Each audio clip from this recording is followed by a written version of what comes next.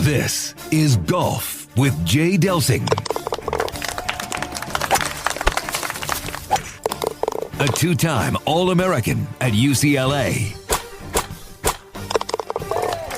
Competed in nearly 700 PGA Tour events, 7 professional wins to his credit.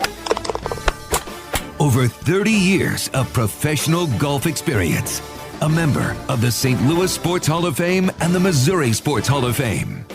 This is Golf with Jay Delsing.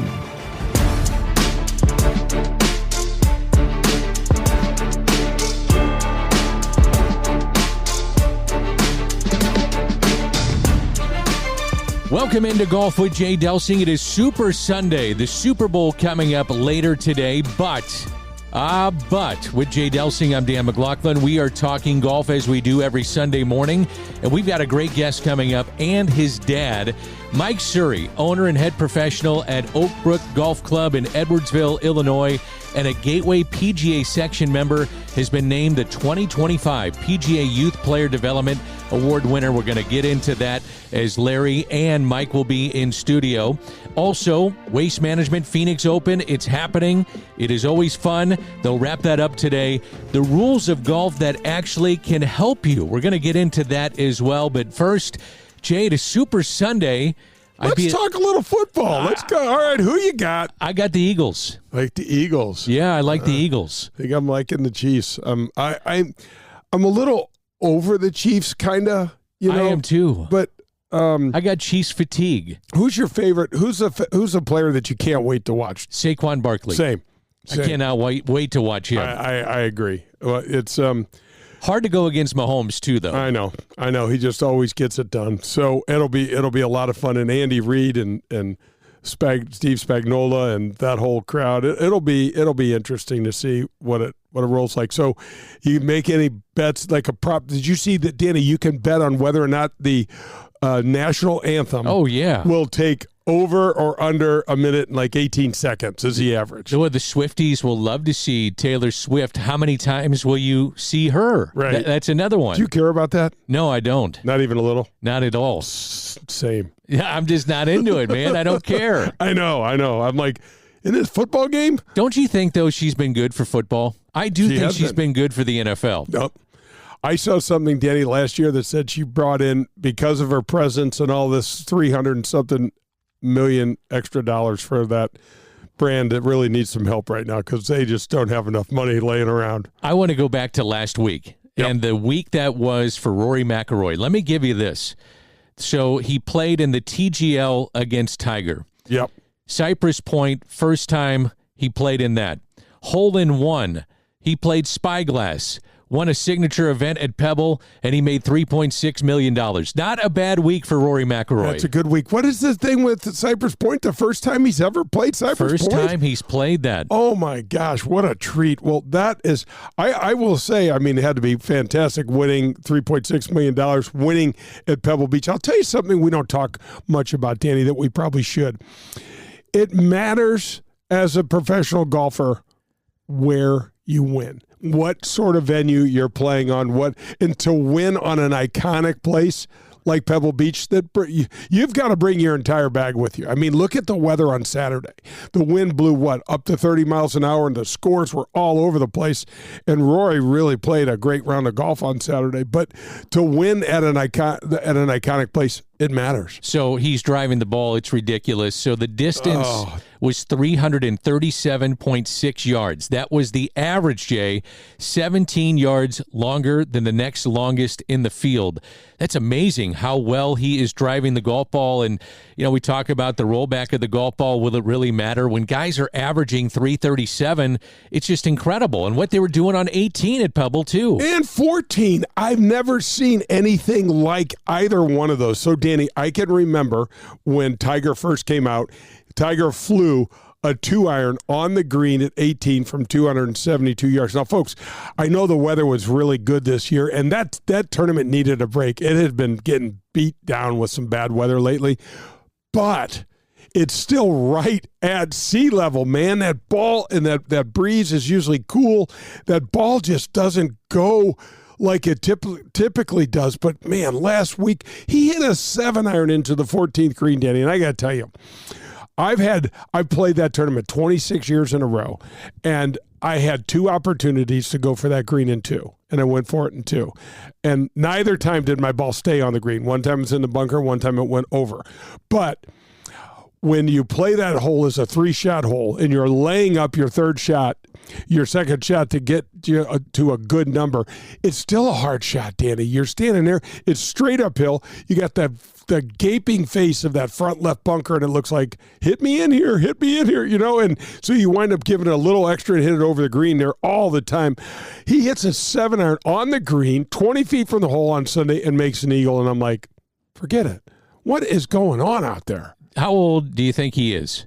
He's 35, I think. He's 35. Yeah. How many wins now do you think he has? 27. 27. Hey, pretty good, Jay. You're all over it. You asked me a couple things I happen to know. If you ask me where I parked my car, I'm like, I don't know.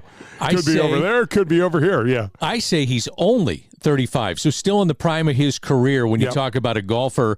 27 wins. I could be wrong about this, Jay. I just don't think we're giving him enough credit for the kind of career that he's putting together. Now, he hasn't won the Masters. Obviously, he needs that, and that'll maybe put the icing, the cherry on top, so to speak. Yep. But I don't know, man. I just don't think that we give him enough credit. I could be wrong, but that's where I'm at. No, I agree with you. Well, because he got overshadowed by Tiger. He still got overshadowed by Tiger, and quite honestly, Danny, a little bit by Phil. I mean, when you think about how good Rory is and has been and how much money he's made, Phil won 47 times. I mean, he's got 20 more tournaments to go to catch Phil. I mean, it's not going to happen. Here's what's interesting, and here's the question, the burning question, I think, here. He's changing his schedule around because he wants to peak for the majors, obviously, and for the better events. But there's only been like 3 players in the history of the game, Danny, that have ever won a major after 35 years of age. Do you think he can do it? Absolutely. The way he's playing right now, I mean, how do you and the way he's driving the ball. I mean, why not? Why wouldn't you think that he could? But it's really interesting because the way golf goes and the peaks and valleys of your year, here it is, the middle of February, and he's got 2 months to go before Augusta. He could miss the cut down there. That's sure. It's just crazy. But if you look at the way that he's come into Augusta in the last couple of years, playing as good as he ever had the last couple of years, and not really one time one of the weeks missing the cut, the other just not being relevant.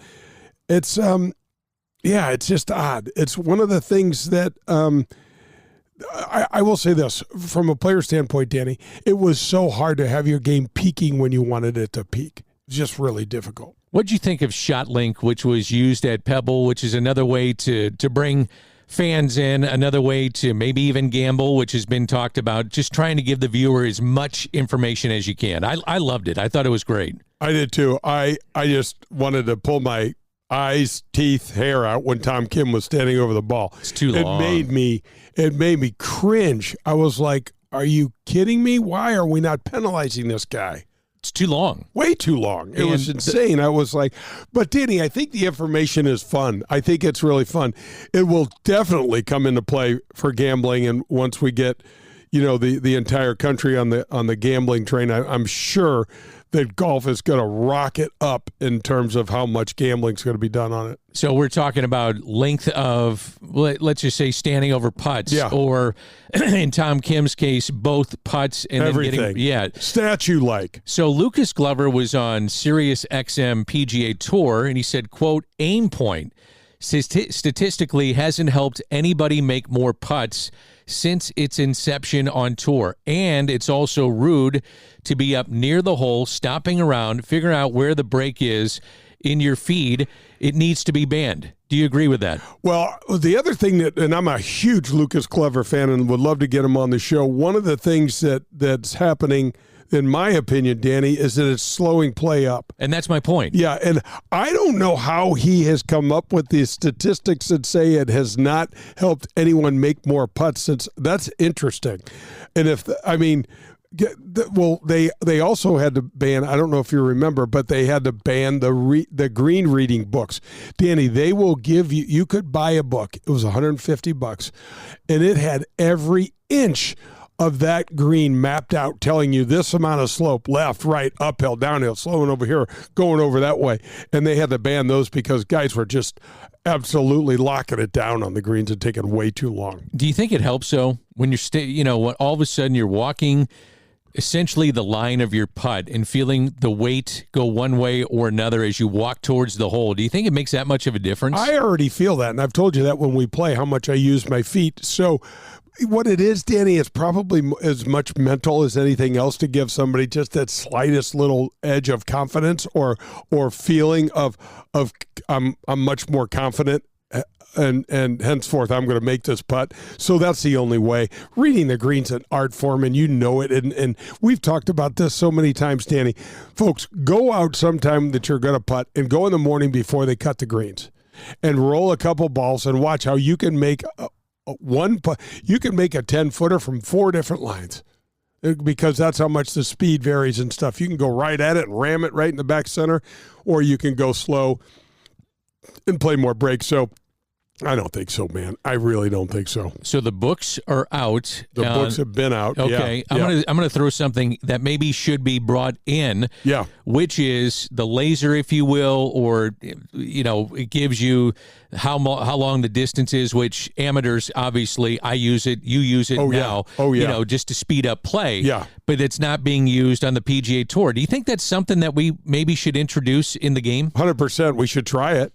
I don't, Danny, think it's going to make much difference because the guys are still going to use their books. Like even when I can use the rangefinder, I still use my book in a tournament just because I don't know, maybe it's just because I'm old and I'm used to it. But, I mean, I don't use a book all the time when we play. We'll just pop. When you were going to a new golf course and playing someplace, Danny, for the first time, having a laser saved you hours.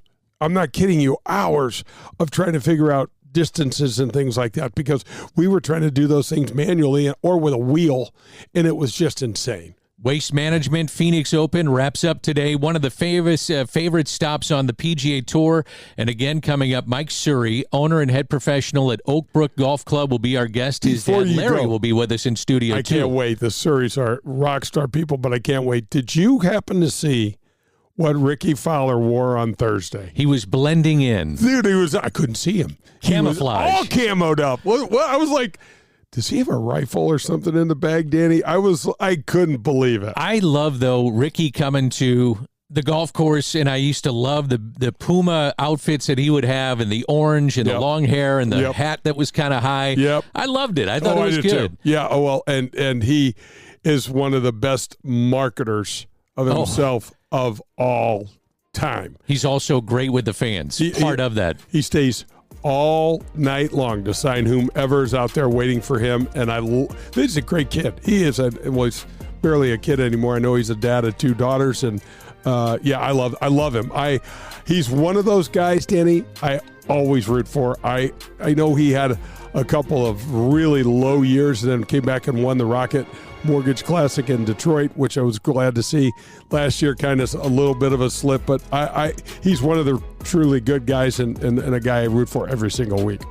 Some news with Liv, so we'll get into that after this brief timeout. Coming up, as I mentioned, Larry along with Mike Suhre will be our guests, and also maybe some rules of golf that actually can help you with the oddity of golf and these crazy rules, but there's some that can help you, and you're listening to Golf with Jay Delsing.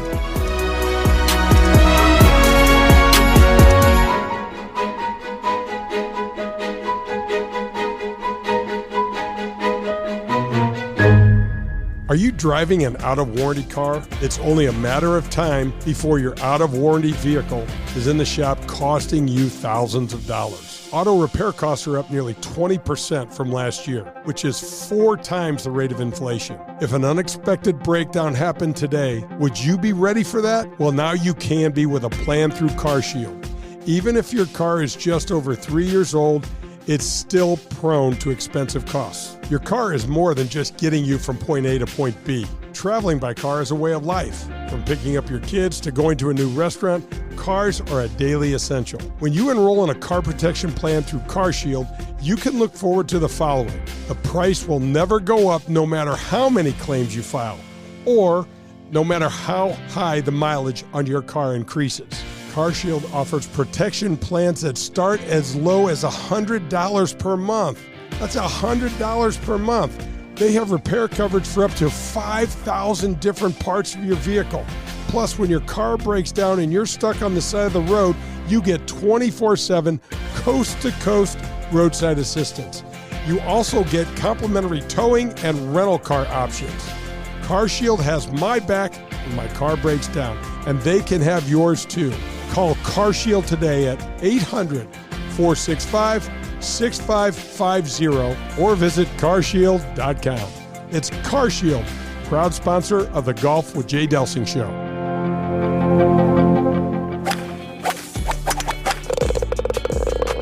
On the tee from Sweden, Annika Sörenstam. Hi, this is Annika, and you're listening to Golf with Jay Delsing. You've heard me talking about the APT this year, but I want to help break down what this tour is all about. Firstly, it's the Amateurs Players Tour. I was lucky and privileged to have played golf on the PGA Tour, golf's highest level, so I know what it's like to have a real strong and fair competition. For amateur golf, this is absolutely the closest thing to PGA Tour style golf in terms of fairness of handicaps and the competition. Secondly, APT is the largest amateur tour in the country. In just over 6 years, Matt Minder and his team have over 7,000 members with over 44 local chapters spread across the country. The Amateur Players Tour runs over 800 tournaments a year. 800! That number alone tells you that they are doing something right. They play some premium golf courses around the country like Paynes Valley, Kiowa Island Ocean Course, and Torrey Pines South, and many more. Go to amateurplayerstour.com and find out for yourself. That's amateurplayerstour.com. Daugherty Business Solutions has been enhancing the business of our customers for the last 37 years. How do we do it? Through our expertise in technology, better use of data and analytics, artificial intelligence, and machine learning. We roll up our sleeves and collaborate. We build applications and effectively communicate with our partner clients to bring their goals and objectives to the finish line. Our award-winning Access Point program is a community game changer. With nearly 100 students in the program, mostly young African-American females are making between $55,000 and $60,000 per year right out of high school. That's right, $55,000 to $60,000 a year right after high school graduation. That's when they begin their training. CEO Ron Daugherty believes the talent is equally distributed, but access to that opportunity is not. So here's Access Point, providing more and more opportunity for those in and around our community. It's Daugherty Business Solutions. Golf with Jay Delsing is presented by SSM Health and Rehabilitation, Whitmore Country Club, CarShield, and Daugherty Business Solutions. This is Golf with Jay Delsing.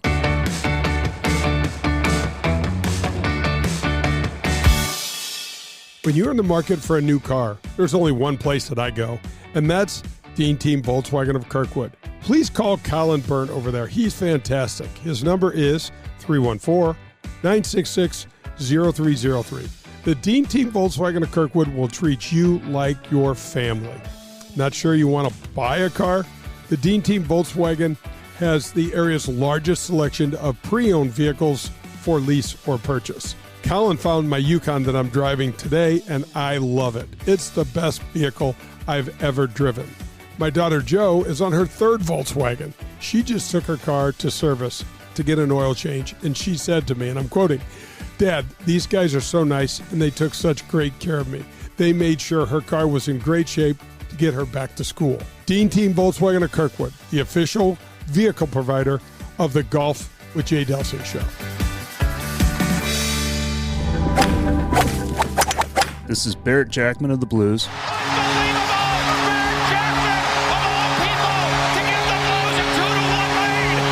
You're listening to Golf with Jay Delsing.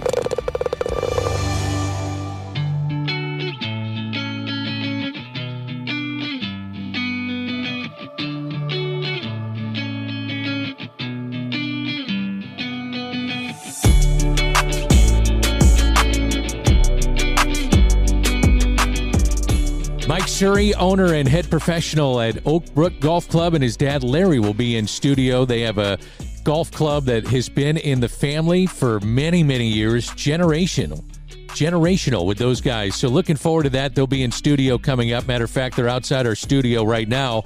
But I want to get into a couple of things. That's Jay Delsing. I'm Dan McLaughlin. Concerning LIV and maybe how it pertains to the PGA Tour. So the USGA announces a new exemption category for LIV players to compete in the U.S. Open.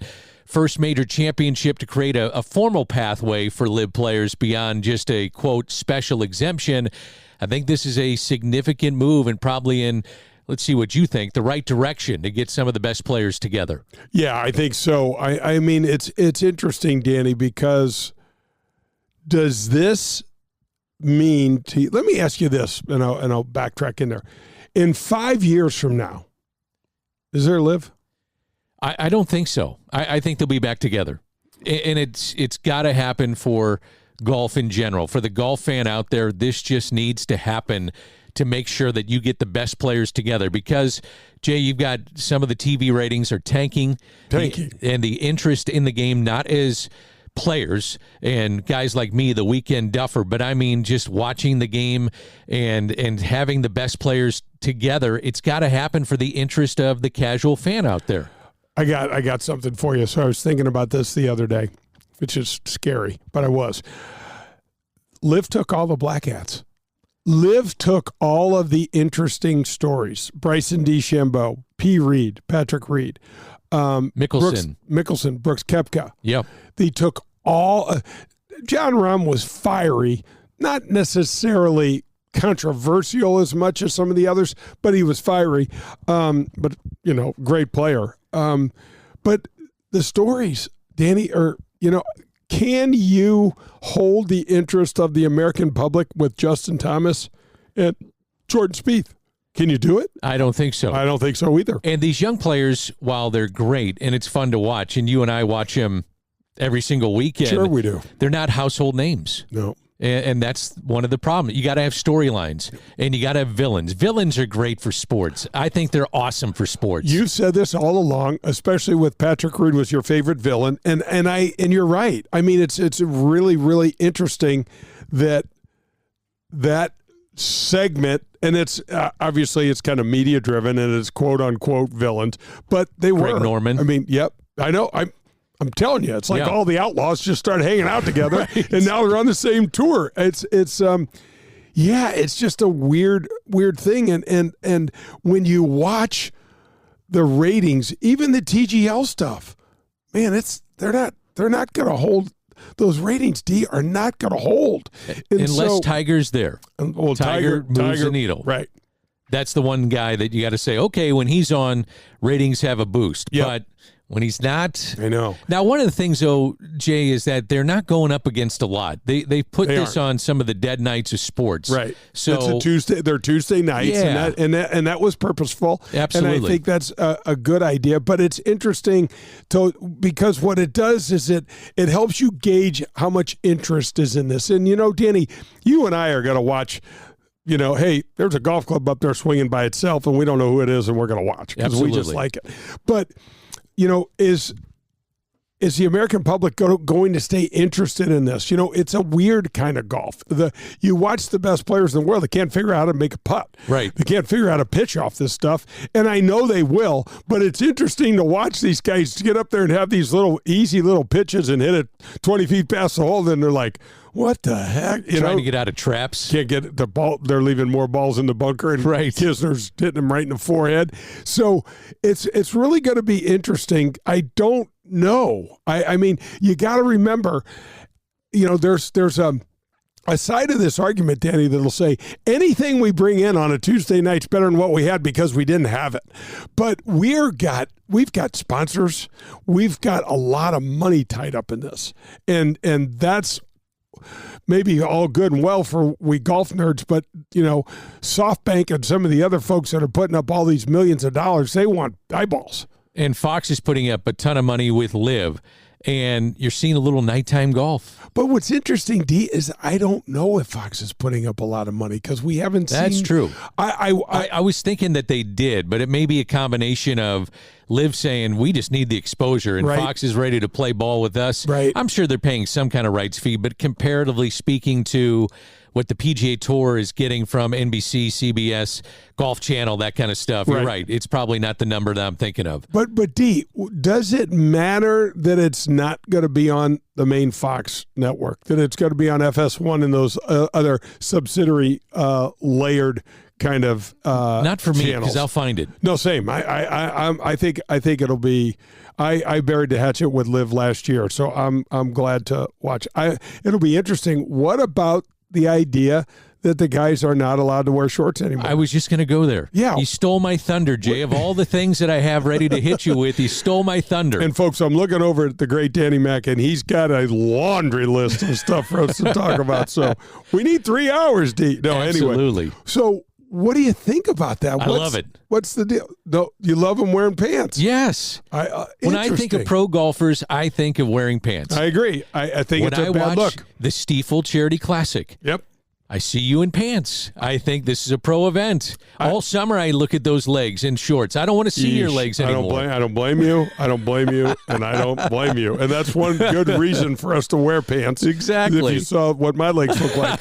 But D, there's something about that look that makes it feel like it's the minor leagues to me, and I don't, or it's junior golf, or it's college golf. I mean, and no disrespect to all those, but there needs to be that different level of, and I hate to say respect because that's misplaced word, but it seems like that. It sure does. Yeah. It's just more professional looking to me. Yep. And that's what pro golf to me looks like. And don't you feel like it makes you want to be taken a little more seriously? Remember, we had Tom Watson on the show. Yeah.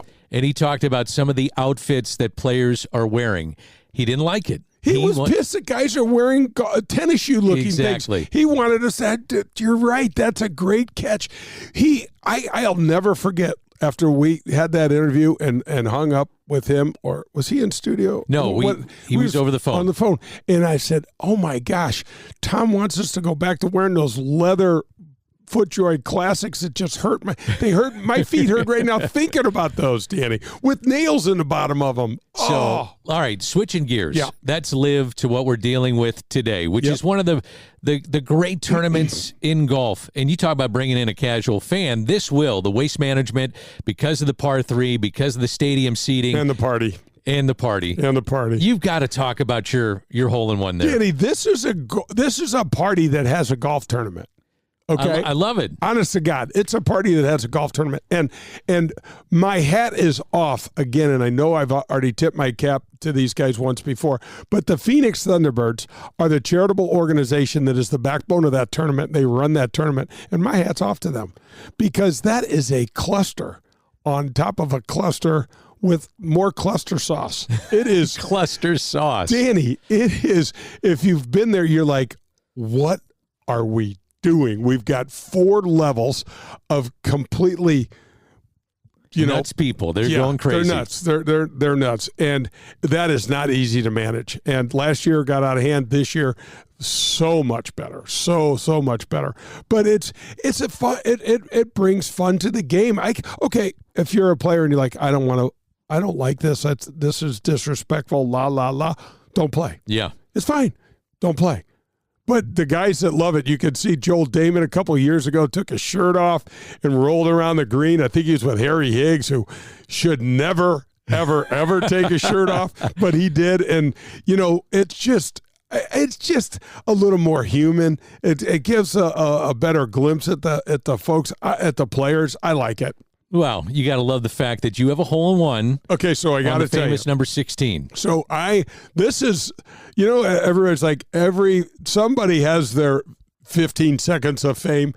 Every year that this tournament comes on, Danny, I get my 15 seconds of fame. I get at least 25 emails or texts with that picture of the list, and there's a monument, folks, that has been created on the 16th with all of the professional golfers that have made hole-in-ones.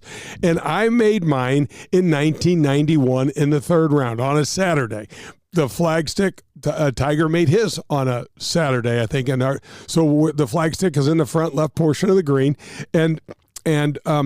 but because I made mine in 91 and no one made another hole-in-one until 1997 when the great Tiger Woods made that his, on all the leaderboards and all of the pictures that get sent to me, it goes Jay Delsing, and then right below me is Tiger Woods. And so I just sent him a text this week, and I said, I hope you got used to looking up at me on the leaderboards. I love it. That's awesome. I don't think it really had any. Maybe it influenced him a little. No, I'm just kidding. It's super, super fun. The event was spectacular. My hole-in-one was memorable. I'll never forget it. The loudest, maybe the loudest applause I'd ever had. There was one other instance when I was in the last group of a tournament in LA where I made an eagle, and the place went nuts and my hat almost fell off. People were yelling so much. But that we didn't have the 4 levels of seating and stuff, Danny, like they do now. But we had this, God, the people were just on top of you, and they were drinking and betting. They chirped at you a little bit. They chirped me for sure, which was fine. I probably needed to be chirped, and it didn't hurt me. I could tell you that. Well, obviously, you got a hole-in-one. Well, I'm teeing my ball up. And my thing is, I tee the ball up on the par 3. I stand behind the ball. I got a 9-iron in my hand. It's like a 145-yard shot. And I see exactly what I'm going to do. I want to go just right of the flag and just hit a little draw and put it out there. And I'm standing there, and I hear these 2 guys talking behind me because the fans are right up on top of you. And they said, one guy said to his buddy, "Who is this guy?" And the guy goes, "I have no, expletive idea who this guy is, but I'll bet you $5 he misses the green." And I'm like, yeah, shouldn't have done that, bro. And I mean, I could have laid the sod over it and hit it halfway, but missed the green, but it went right in. I turned around and I'm like, after it went in, like, which one of you guys just lost $5? And I got the beer shower so it was really super fun. That's awesome. Really fun. And of course the car part of the story was on the tee, and there was a car on the tee, and my caddy says to me, "Dude, you just won a car. Can I have it?" And I'm like, "Oh, sweet. No, Right. Just keep caddying and good luck in the caddy races." And then, of course, as we roll past the car and look back on the windshield, the PGA Tour in the 90s reared its cheap head and said, "Sunday only for hole-in-one." So I did not win a car. You're out. You're out. This hole-in-one, it's great. You're out. I love it. No car. Mike Suhre, the owner and head professional at Oak Brook Golf Club. His dad, Larry, they've been doing this for years and helping out kids because Mike has done a ton. He was named the 2025 PGA Youth Player Development Award winner. We'll get into that and much more. That's coming up next on Golf with Jay Delsing.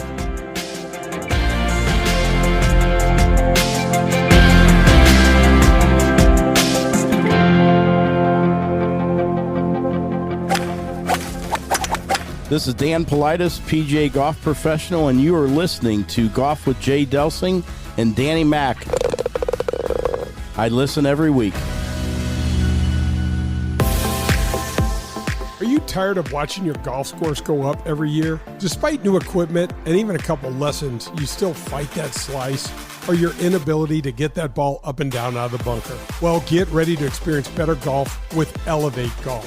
At Elevate Golf, we're changing the way golfers practice with our innovative and data-driven approach to learning and, most importantly, improving.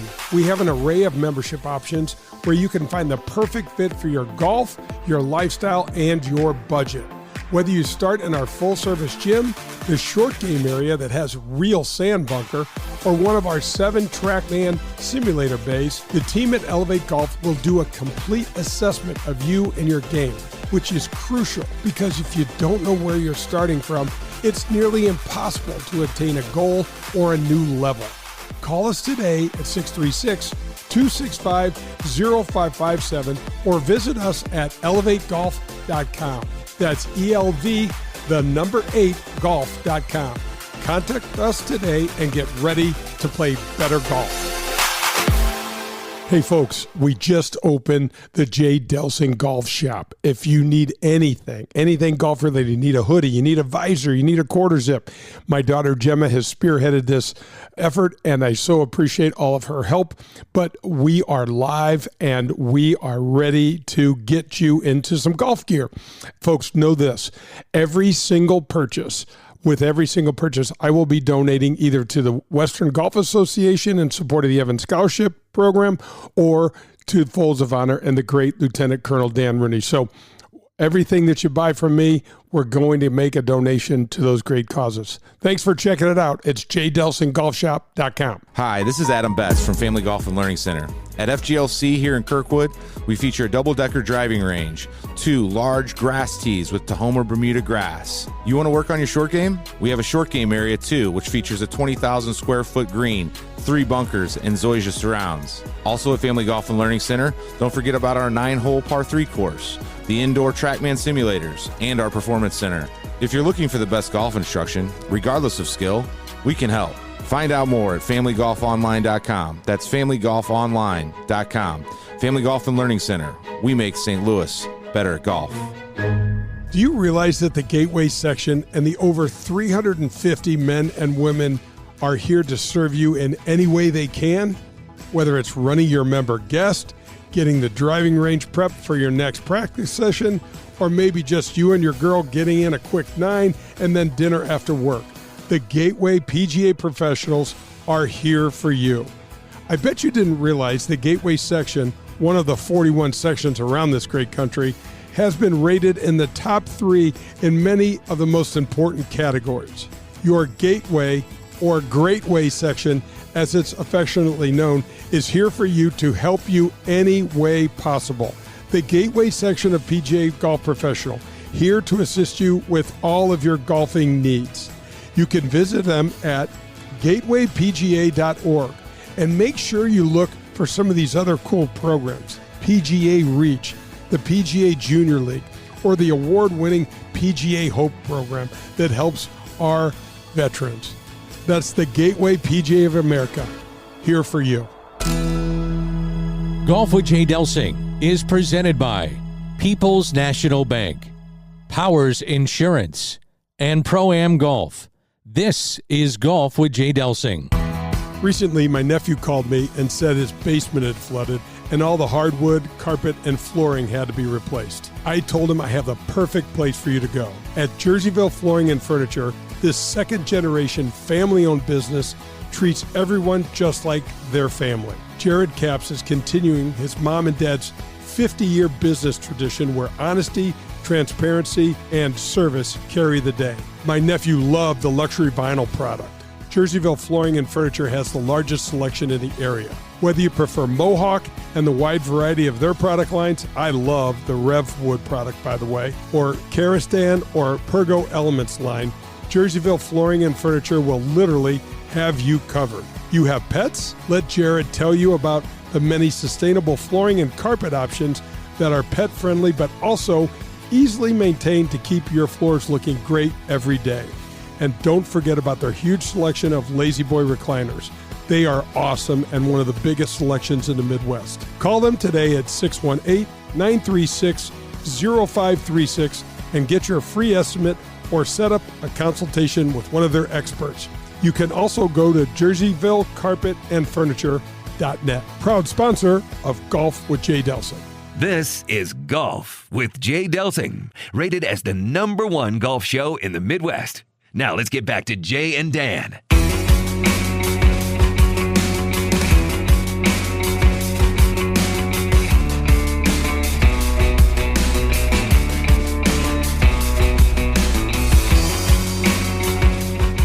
Golf with Jay Delsing rolls on, and we have a couple of guests that are in studio with us, and we're excited about it.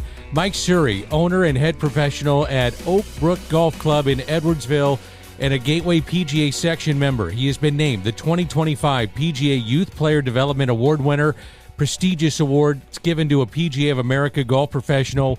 who's made extraordinary contributions and achievements in the area of youth player development. Also, Suhre and his family own the course that his father Larry and grandfather built. So, guys, welcome into the studio. We're going to go back and forth, but Mike, congratulations on such a prestigious award. Thank you. It's a once-in-a-lifetime award, and honored to have won it. How did it all come about? Well, I think we'll get into it, but when you're born and raised on a golf course where you wake up every day, you feel lucky. Played junior golf. My mom took me to every tournament I played. My dad worked a lot, but he was still supporting me. He'd always give me swing instruction when I got back. But I grew up playing golf. As we were talking, I played my first tournament when I was 3 years old, and I'm playing in the next Gateway Section event, and I'm 47 years old. So that's all I've done my whole life, and felt very fortunate. So as I have 3 kids of my own, didn't really care that they played golf, but I wanted to expose them to it. So as I got older and they got older, I got more and more into junior golf and just trying to share what I had with other people and give them the same opportunity that I had. Those are some big shoes to fill around the Suhre household. I have to say this. A few years back, Mike, I was asked to MC an awards presentation that you had won. I'm not exactly sure the award because you've won so many, but what impressed me the most, it still stands out in my mind, your wife and your son and daughter, 2 of your kids were there, and this was clearly a family thing to me. It stood out over all the other recipients that night. This is something that you guys have ingrained, isn't the right word? What word am I looking for? But this is something that's like part of your DNA. Yeah. Well, we wake up on a golf course every day. I kind of feel like I kidnapped my wife. She'd lived all over the country, and now she's in Edwardsville here in the cold winter.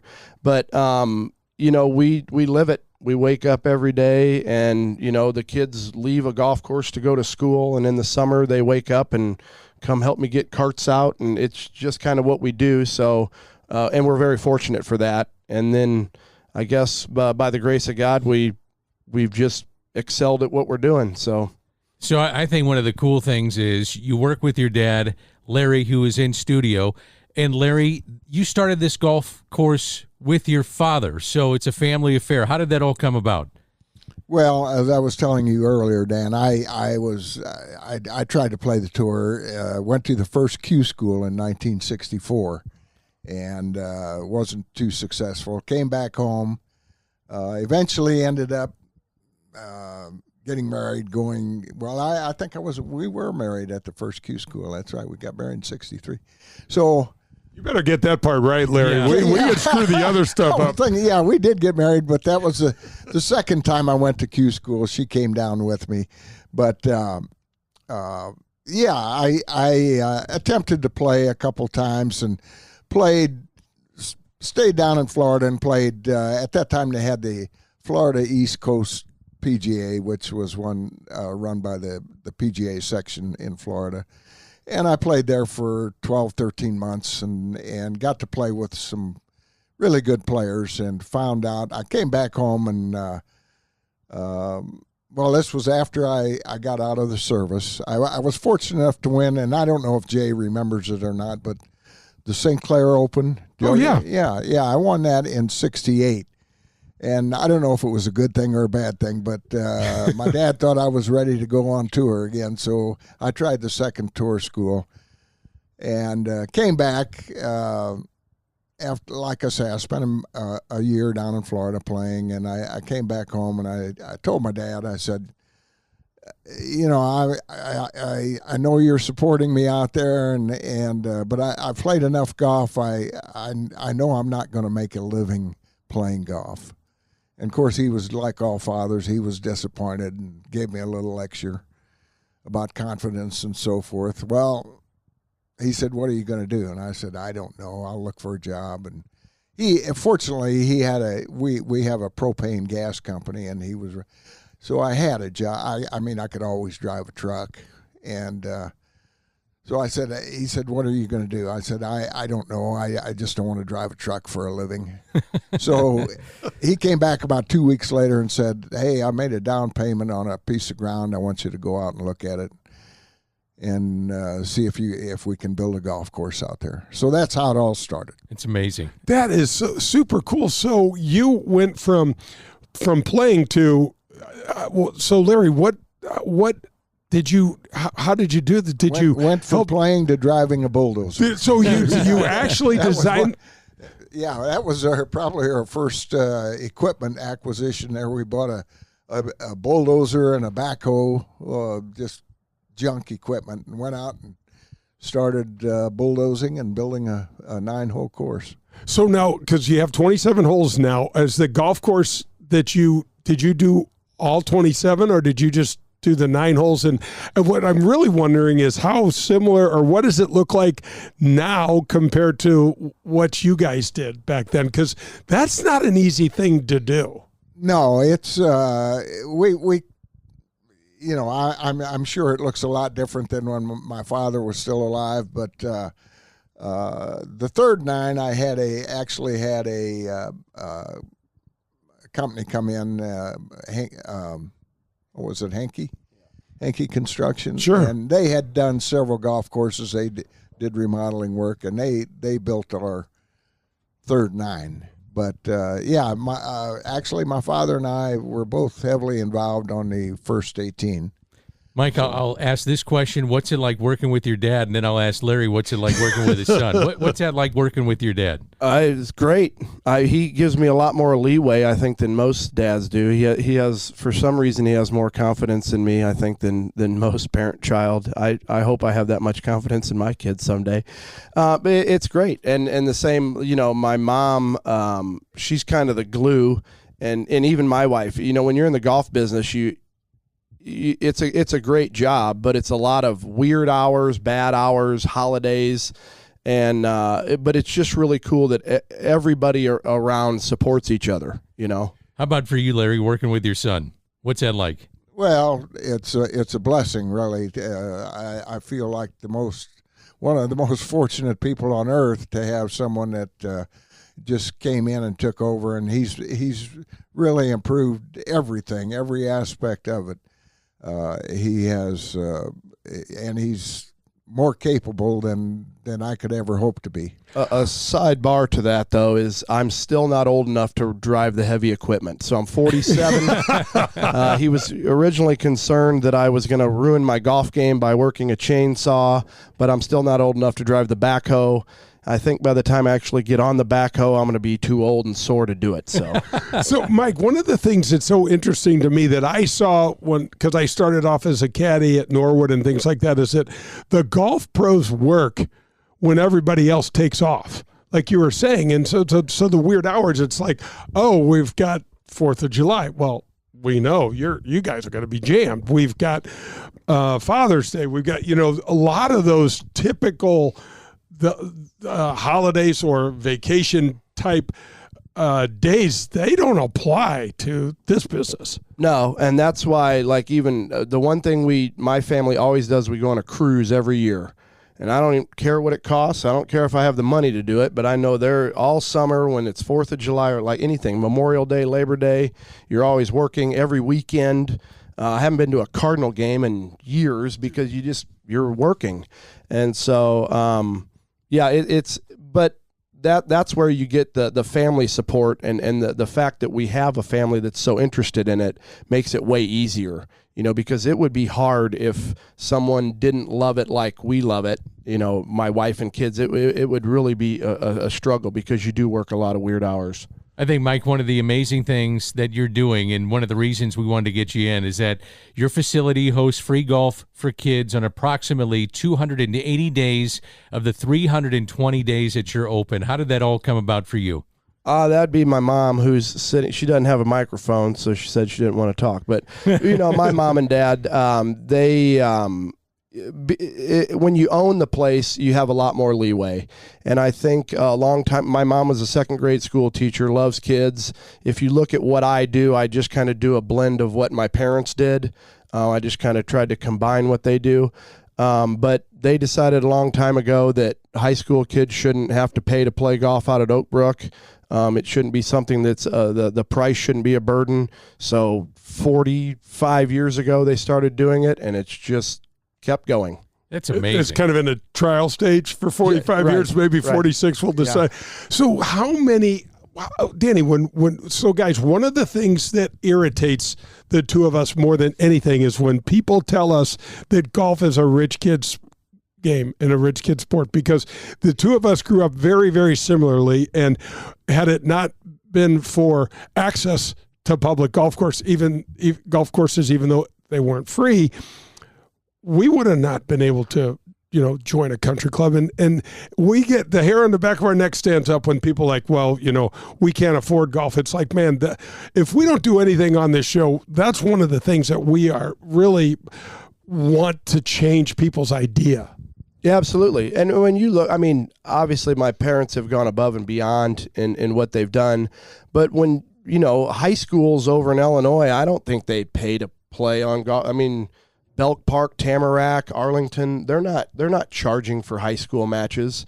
And, when you get into it anymore, when you look at youth sports, golf, just to get introduced to golf and be able to play golf is one of the cheapest. I think I saw a stat. I think wrestling is the cheapest one to get into, but golf is right there. When you get into gymnastics and baseball and even soccer. I can vouch for volleyball because my daughters were all in that. Right. Yeah, and it's thousands and thousands of dollars a year where you can go join a public golf course for a couple $100 if you're a kid and play 5 days a week all day long. And people have clubs. There's enough people around. They'll give you clubs, give you shoes. U.S. Clubs for Kids is a great organization where you can get a bag and a quasi starter set for under $100. Well, and in the Gateway section, you have Jerome Harris and U Golf and Anthony Coleman and the Tea Masters. They have tons of people donating all kinds of time, people giving money. These kids have clubs. They're going to, when Normandy opens up, that's just going to be a playground for kids, and that's what's great about it. Where you can't do that with an ice rink. In a baseball field, you need 18 people to play. Golf, you just need somebody to drop you off. Larry, did this idea start with you or your dad in terms of helping these kids? You mentioned, Mike, it's 45 years in running. So did this idea stem from you, your wife, your dad? How did this all come about? Well, first of all, my father liked kids. He was on the school board. A lot of people say, just solely to get me through school, but in retrospect, maybe that's true. But actually, the idea started with my wife. We in '74, I believe it was, Dick Gerber, who was the coach, Hall of Fame coach at Edwardsville High School, asked if he could bring his team out to Oak Brook, and I said, sure, fine. And so the first year he came up and said, Larry, what are you going to charge me out here? So I went home and talked to my wife, and I said, Dick Gerber wants to know what we're going to charge him to bring the kids out here. And she looked at me and she said, well, you're not going to charge them, are you? She said, you can't charge kids to play golf. So I said, well, we'll see how that goes. Yeah. Been going for 50 years, but that's why she no longer works there. Mike Suhre is our guest, owner and head professional at Oak Brook Golf Club. His father as well from Edwardsville, Illinois. Quick time out. You're listening to Golf with Jay Delsing.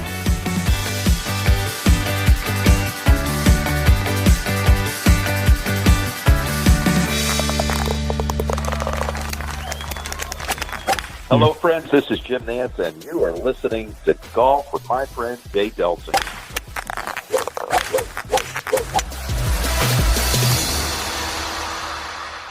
As you know from hearing Danny and I talk about Marcone for the last 3 years, you know how philanthropic they are. Whether it's their undying support for first responders, the backstoppers, or our wonderful military heroes, Marcone is leading our community in supporting the police, fire, first responders, or the military. From Wreaths Across America to the Marcone First Responders viewing deck at the Stiefel Charity Classic, Marcone is there, making a difference in our community any way they can. That's Marcone, the largest supplier of General Electric parts in North America and proud supporter of the Golf with Jay Delsing show.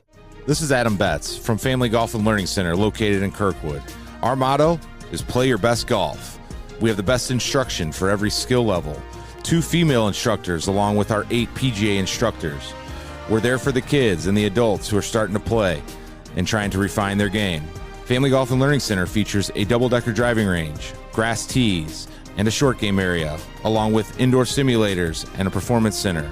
That's not all. Don't forget about our Back Nine Bar and Grill. Find out how we can help you and your family. Head to familygolfonline.com. That's familygolfonline.com. It's Family Golf and Learning Center, where we make St. Louis better at golf. Okay, so you've heard me talk about the best community bank in St. Louis. Yes, that's People's National Bank. With over 17 locations throughout St. Louis and their Metro East, and a staff of local St. Louisans, People's National Bank has you and your family covered for all of your banking needs. But that's not all. People's National Bank has everything you and your business could ever need. Business checking and business savings accounts? Yes. Business credit cards and employee services? Yes, you can count on those too, and much, much more. Remember this name, Jason Rantham. This local bank president is here to assist in any way possible. His personal cell is 314-974-2243. That's right. Call the bank president on his cell, and he will take great care of you. People's National Bank prescribes to the golden rule. So call Jason today and see for yourself. People's National Bank is here for you and all of your commercial banking needs. That's People's National Bank. For the best in Italian cuisine in St. Louis, look no further than Paul Manno's, located in Chesterfield. It's traditional Italian cooking, and their best ingredient, it's their tradition. It's cooking like Paul's grandmother used to make and like his mother still prepares today. There are no corners cut at Paul Manno's. From greeting you at the door to the pasta you'll share with your family, Paul Manno's is committed to bringing you their very best anytime you share a meal at their place. It's Paul Manno's, located in Chesterfield. A professional golfer, as you watch on TV every Sunday afternoon, never ventures onto the course without his trusted caddy. This was true for me for my entire career. I want you to think of Powers Insurance as your insurance caddy that you never had. Just as my golf caddy helped me to assess risk on the golf course, Powers Insurance can do the same for you in your busy and complicated life. Tim Davis, COO at Powers Insurance, did exactly that for me and saved me over 50% on one of my coverages. A good insurance risk advisor can help you know when to take a chance or when it may be smarter to take a little more club. Give the folks at Powers Insurance a call and get a caddy for all of your insurance needs. Call them at 314-725-1414. That's 314-725-1414. That's Powers Insurance. This is Gary Christian, author of the book Beat the Course, Not Yourself. And you are listening to Golf with Jay Delsing.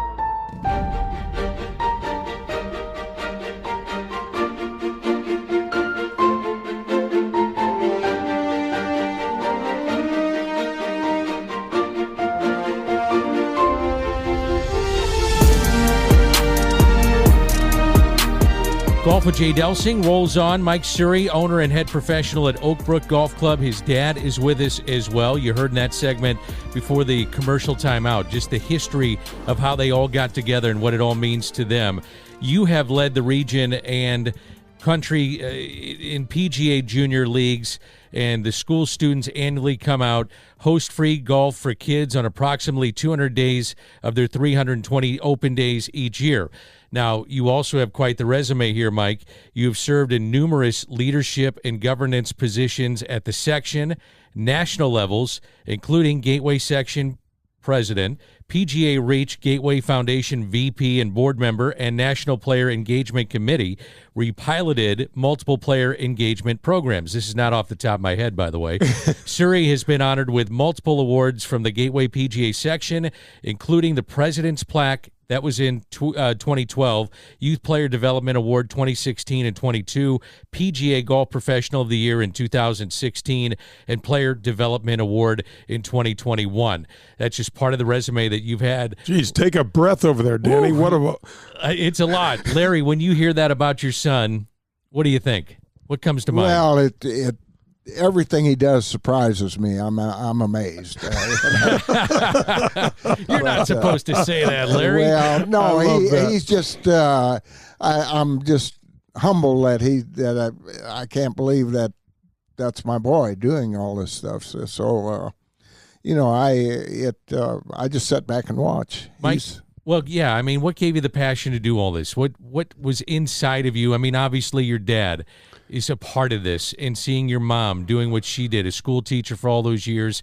But what's the passion? Why did you do it?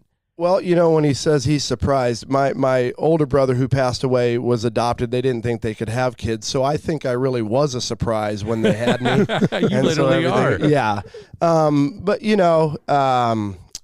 the people listening to this are golfers. We're all golfers. When you are part of the game and you see the life lessons with all the juniors I coach and teach, I tell them right off the bat, I don't care if you love golf. If you gave me a guitar, I might play for a little bit, but I may not love it. But I just want to introduce them, because if you understand golf, if you know the game, if you understand the rules and just being accountable to yourself, it helps you out later in life. Whether you become a doctor, a surgeon, a trash truck driver, it doesn't matter what it is. And so, because I've had so much given to me from my family, that I feel like obligated that I need to pass that on. So, whoever's listening, whatever golf course you go to, the PGA Pro there in some way has helped me out. If it's Mike Tucker or Brett Mooney, anybody you name, Grant Masson, they've all inspired me to be a little bit better. And the thing that is most interesting to me and that it's easiest for me to do is junior golf. And so that's what I do. And I have fun the whole time I'm doing it. And if you're having fun, why not try to do more of it? That's great. Mike, it's so interesting, and Larry too, the game of golf is what it does for communities. What the I don't know how many charitable events you have at Oak Brook, but I know it's a lot. I know that that's happening every Monday and some dates during the week here in St. Louis, where we're raising money for specific causes that are just terrific. Danny has run his special needs golf tournament for 24 years, 26 years, something like that, and raised well over $5 million. This game is not like the other sports. It's giving. It's we call it on the show all the time a societal powerhouse, because the PGA Tour is going to raise over $300 million this year for local charities. This week at the Phoenix Open, they'll hit over $20 million for this week that will be donated to charities in the valley out there. There's nothing like it. And to be this, I feel like I'm the luckiest guy for sure in this room, because golf hit me. It had me, it got me, and it hasn't let go. And I just can't believe how fortunate that is. I have been. Oh, absolutely. Well, and I think that's why everybody does what they do. When you're at a golf course, you walk outside, whether it's raining, sunny, whatever, you feel grateful that you're out there. And so, I think that's kind of what drives me. I assume it's what drives my mom and dad, is that you're just grateful. Well, if you're grateful and thankful, why not help other people out? And golf's the perfect game for it. Larry, do you have stories of kids or moms, dads that come to you and just say, thanks? Thanks for what you've done. Thanks to your son. Thanks to your wife. Thanks to you. Do you have those stories that come to you? And I'm assuming that's very gratifying when you do. Well, I don't have stories, but I have parents that I really don't even know their names. They come up and shake my hand and say, listen, I played out here when I was a kid. My son's playing out here now, and I just want to tell you how grateful we are. So I get that often, and I'm so appreciative of it. I don't think, truthfully, I don't think a whole lot about it. And we've grown up with it. It's been out there since Oak Brook existed, And I'm always thankful when people come up and I think, hey, people do recognize what you're trying to do here. So you got room for another 9, by the way, or what are you working on? We call that the South 9. It floods frequently, but no, we don't have room for another. So this national award, you're the second person ever in the history of the Gateway section to win this award.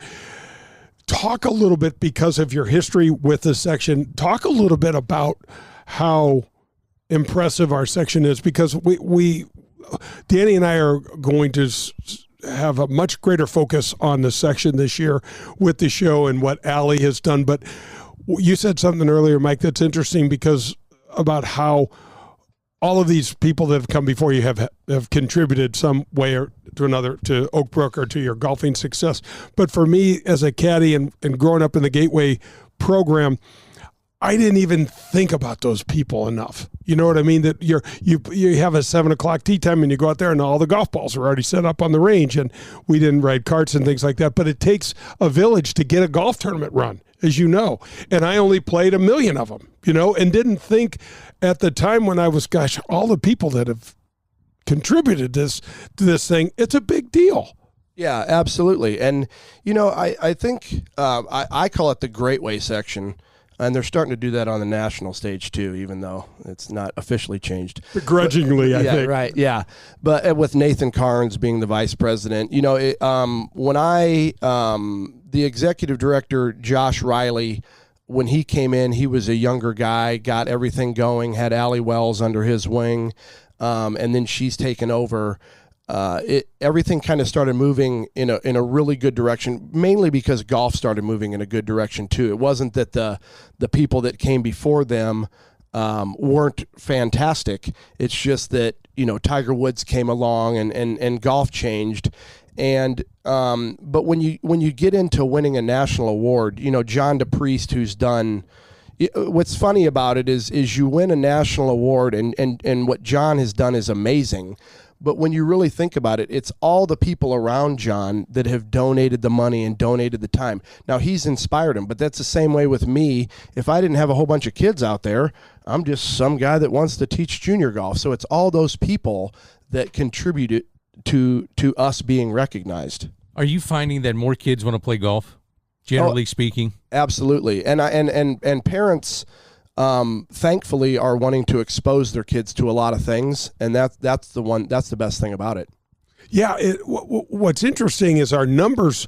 Who would have thought that a worldwide pandemic would have this effect that it's had on our game? I mean, when you think of all the serious tragedy that was accompanied with COVID, we came out probably on the top of the heap on everything. And if you'd have said that to Larry, I mean, who knew? Right? Yeah, exactly. I when they first put the restriction on, COVID came out, and I was wondering just how long we could stay in business. Mike was out mowing greens, and I was mowing fairways and roughs, and then all of a sudden we were setting up shop, and they were going to open. Mike came up to me one day and said, "Hey, we're going to be able to play golf." And we've been working 7 days a week ever since. We turned out to be the safe haven. And I remember Danny and I, we'd go out and you couldn't touch the flag stick. There were separators in the carts. They took all the rakes off. When you think back, I'm like, what the heck was going on? But our numbers, you guys, in all of our measurables are up everywhere. And, the sim leagues have had a big effect. Top Golf, all of Pop Stroke, Putt Shack, 5-iron golf, all of these things have just been ways of getting people more involved, and I think we're all better off for it. Yeah, absolutely. And there's I talk to other golf pros all the time. There's so many, 25 to 35-year-old guys with an arm sleeve tattoo and a good hat that are out playing golf on a Wednesday, and COVID changed that too. They maybe work at home, have good jobs, have more free time. But just, being outside, being out in sunshine was kind of, our eyes were open to that for COVID. And before COVID, I loved going to the movies. I still love going to the movies, but I've only gone like once, because everybody's golfing, and why not be outside? Larry, you mentioned that you served military, so thank you for your service. Absolutely. We appreciate that. I don't mean to put you on the spot, but how old are you? How old are you now? I am 83. And you said that you're still cutting out there? You're still I'm pretty much retired. Mike is I do what I want to do. I get up in the morning and I go up and have coffee, open up, and if I want to work on equipment a little bit, I'll go outside, and hopefully we don't have a water leak somewhere. That's my biggest nightmare, but I like to work outside yet. Just a question. We had Just three. take over the show, Mike. We had Go right three. ahead. Well, just in my mom's love it. defense, because he works a lot. How many days in January, when we were open 0 days, did you go into work? There's 31 days. Well, I think I probably went in 31. 31. There you go. Right. So he doesn't work much anymore. Yeah. That's phenomenal. It's nice being retired, huh, Larry? So, Mike, does he still give you advice? Does he sit there and say, you better do this because this is something that works? Well, yeah, absolutely. And, I still, I don't really make many decisions without asking him, because I used to be more, I can remember coming home from college and thinking I was smarter than my parents. And I think I told him that.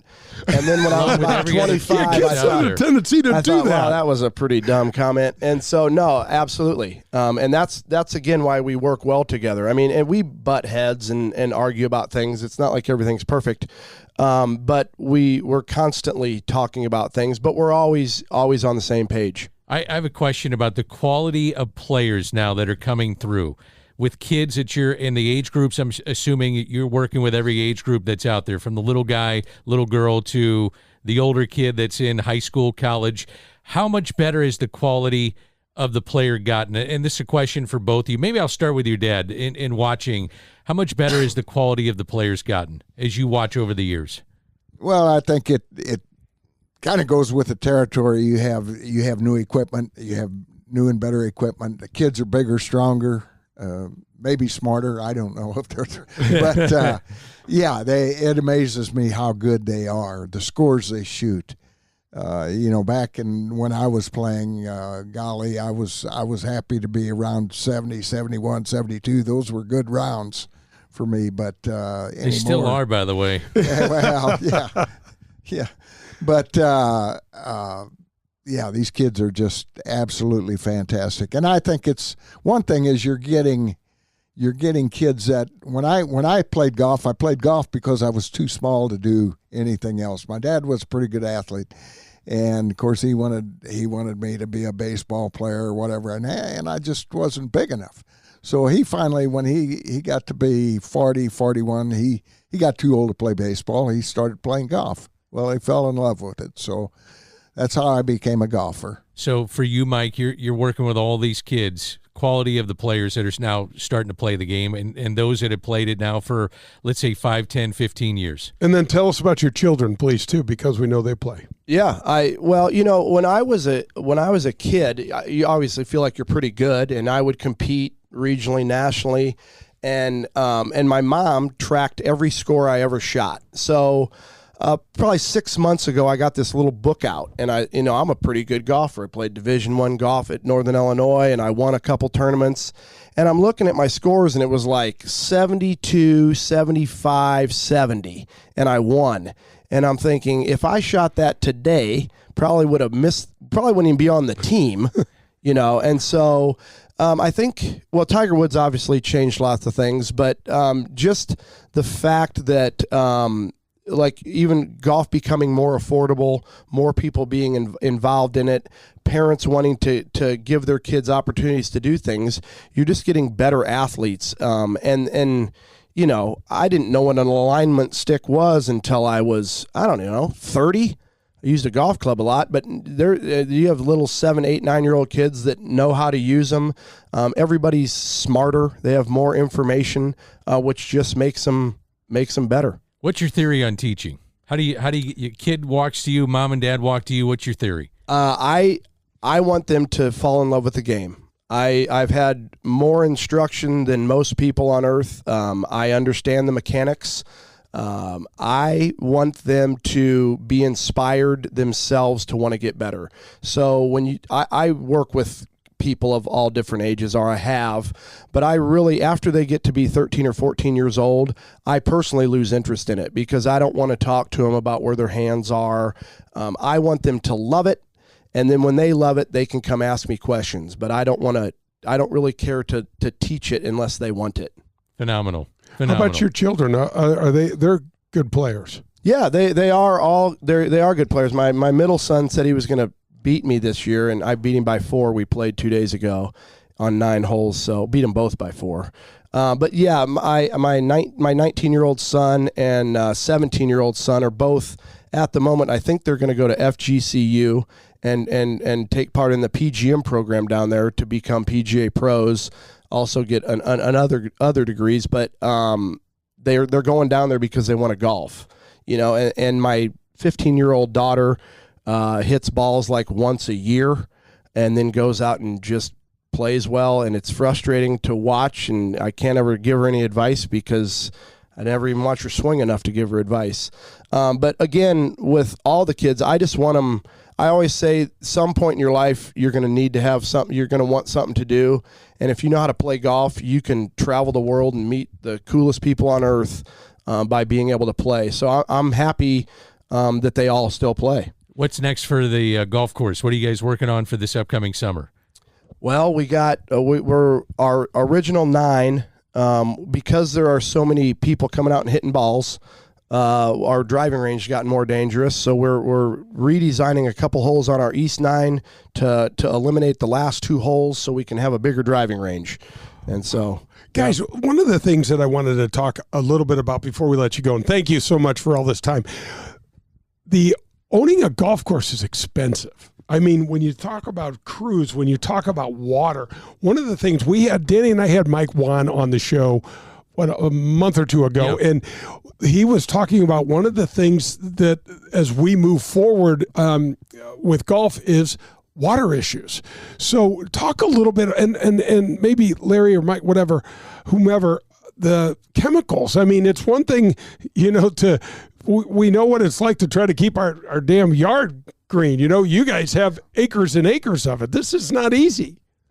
Yeah, we've seen the price of chemicals increase probably in the last 10, 15 years, almost 100%, I would think. It's gone up.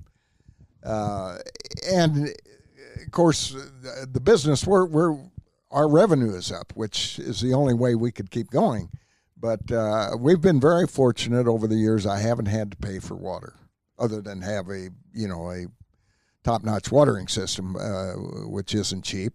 But we have a creek flowing through the golf course, and we have 12 small lakes on the course that we draw from. And occasionally, if you have a very dry summer, we'll have a where we have to conserve water. But I've never had to buy water, so I'm fortunate in that respect. Well, and also equipment. I mean, if you go buy a rough John Deere, rough mower. Smokes. They're $100,000 for a 16-foot wide mower, and if you go to a country club, they might have 4 of them.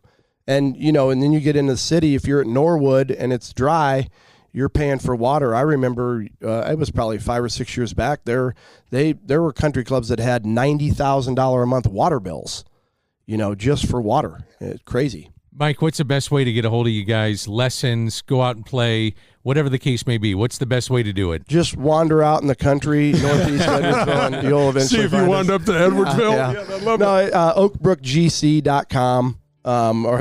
We still have the phone system's the number one thing out there. We have a few people make online tee times, but oakbrookgc.com, you can find all our stuff on there. And the phone number is? 618-656-5600. How'd you know that by heart?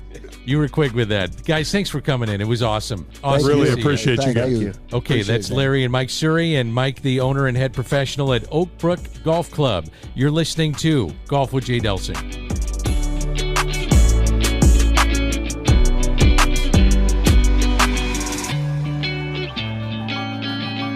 I want to thank Whitmore Country Club for rejoining the Golf with Jay Delsing show. You may recall Whitmore and our good buddy Bummer, alongside top shelf director of golf Brian Main, were one of the very first sponsors of our show almost 7 years ago. So welcome back, my friends.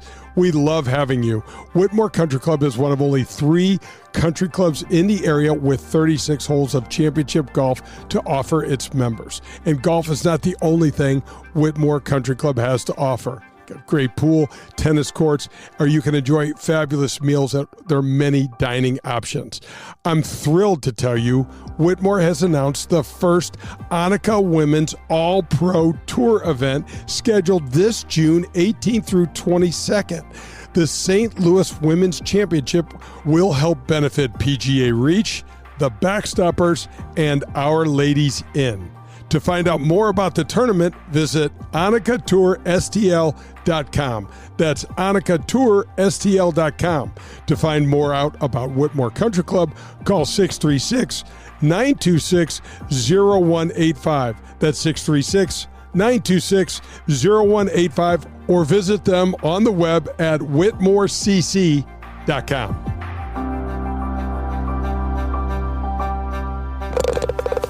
This is Chris Nagel.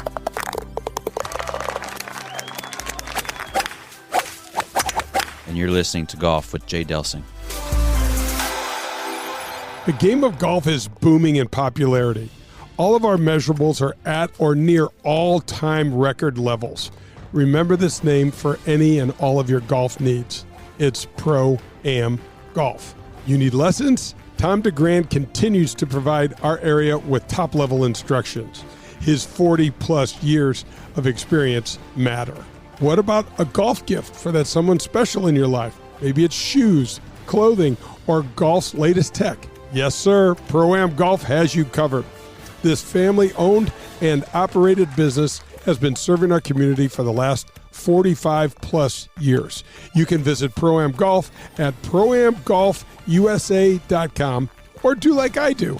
Go over to the Brentwood location and meet the DeGrands yourself. You won't be disappointed. Pro-Am Golf for all your golf needs, or check out ProAmGolfUSA.com. Golf with Jay Delsing is presented by Family Golf and Learning Center, Jerseyville Carpet and Furniture, the Gateway section of the PGA, and Marcone. This is Golf with Jay Delsing. Hey, this is Jay Delsing for SSM Health Physical Therapy. Our golf program has the same screening techniques and technology as the pros on the PGA Tour use. SSM Health Physical Therapy has the Titleist Performance Institute-trained physical therapists that can perform the TPI screening on you, as well as use the K-Vest 3D motion capture system. Proper posture, alignment, etc. can help you keep your game right down the middle. We have 80 locations in the St. Louis area. Call 800-518-1626 or visit them on the web at ssmphysicaltherapy.com. Your therapy, our passion. You're listening to Golf with Jay Delsing. To connect with Jay, log on to jdelsinggolf.com. You'll see the latest in equipment, find the latest innovations in golf, and get tips from a PGA professional. That's jdelsinggolf.com.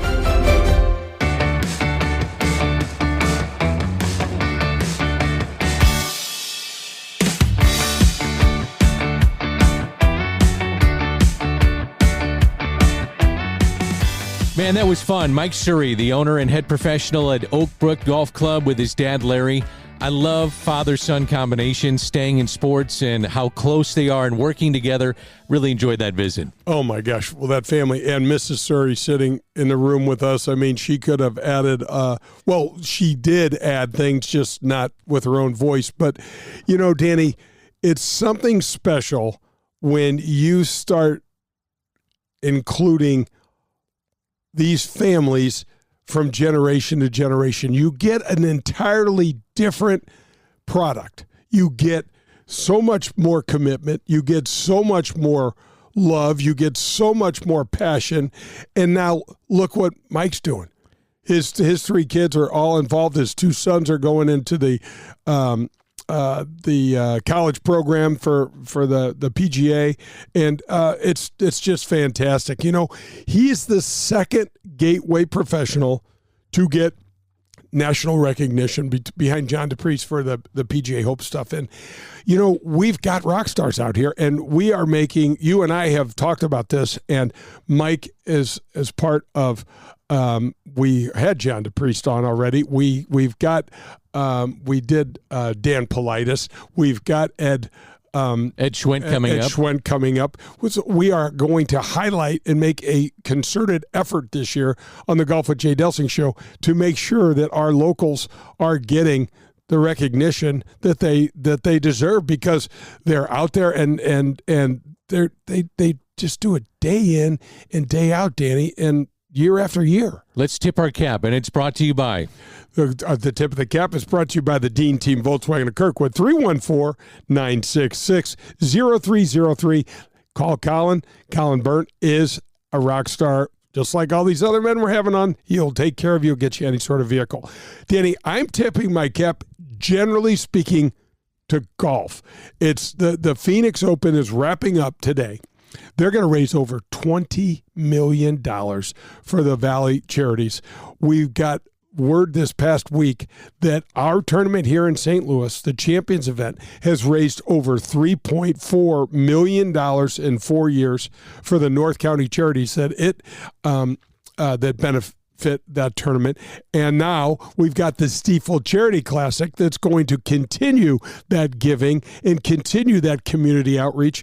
And Danny, this is going on over and over. Pebble Beach, the week that we were just talking about that off air, and the Monterey Peninsula Golf Foundation raised over $6 million last week for those charities up in the Monterey Peninsula area.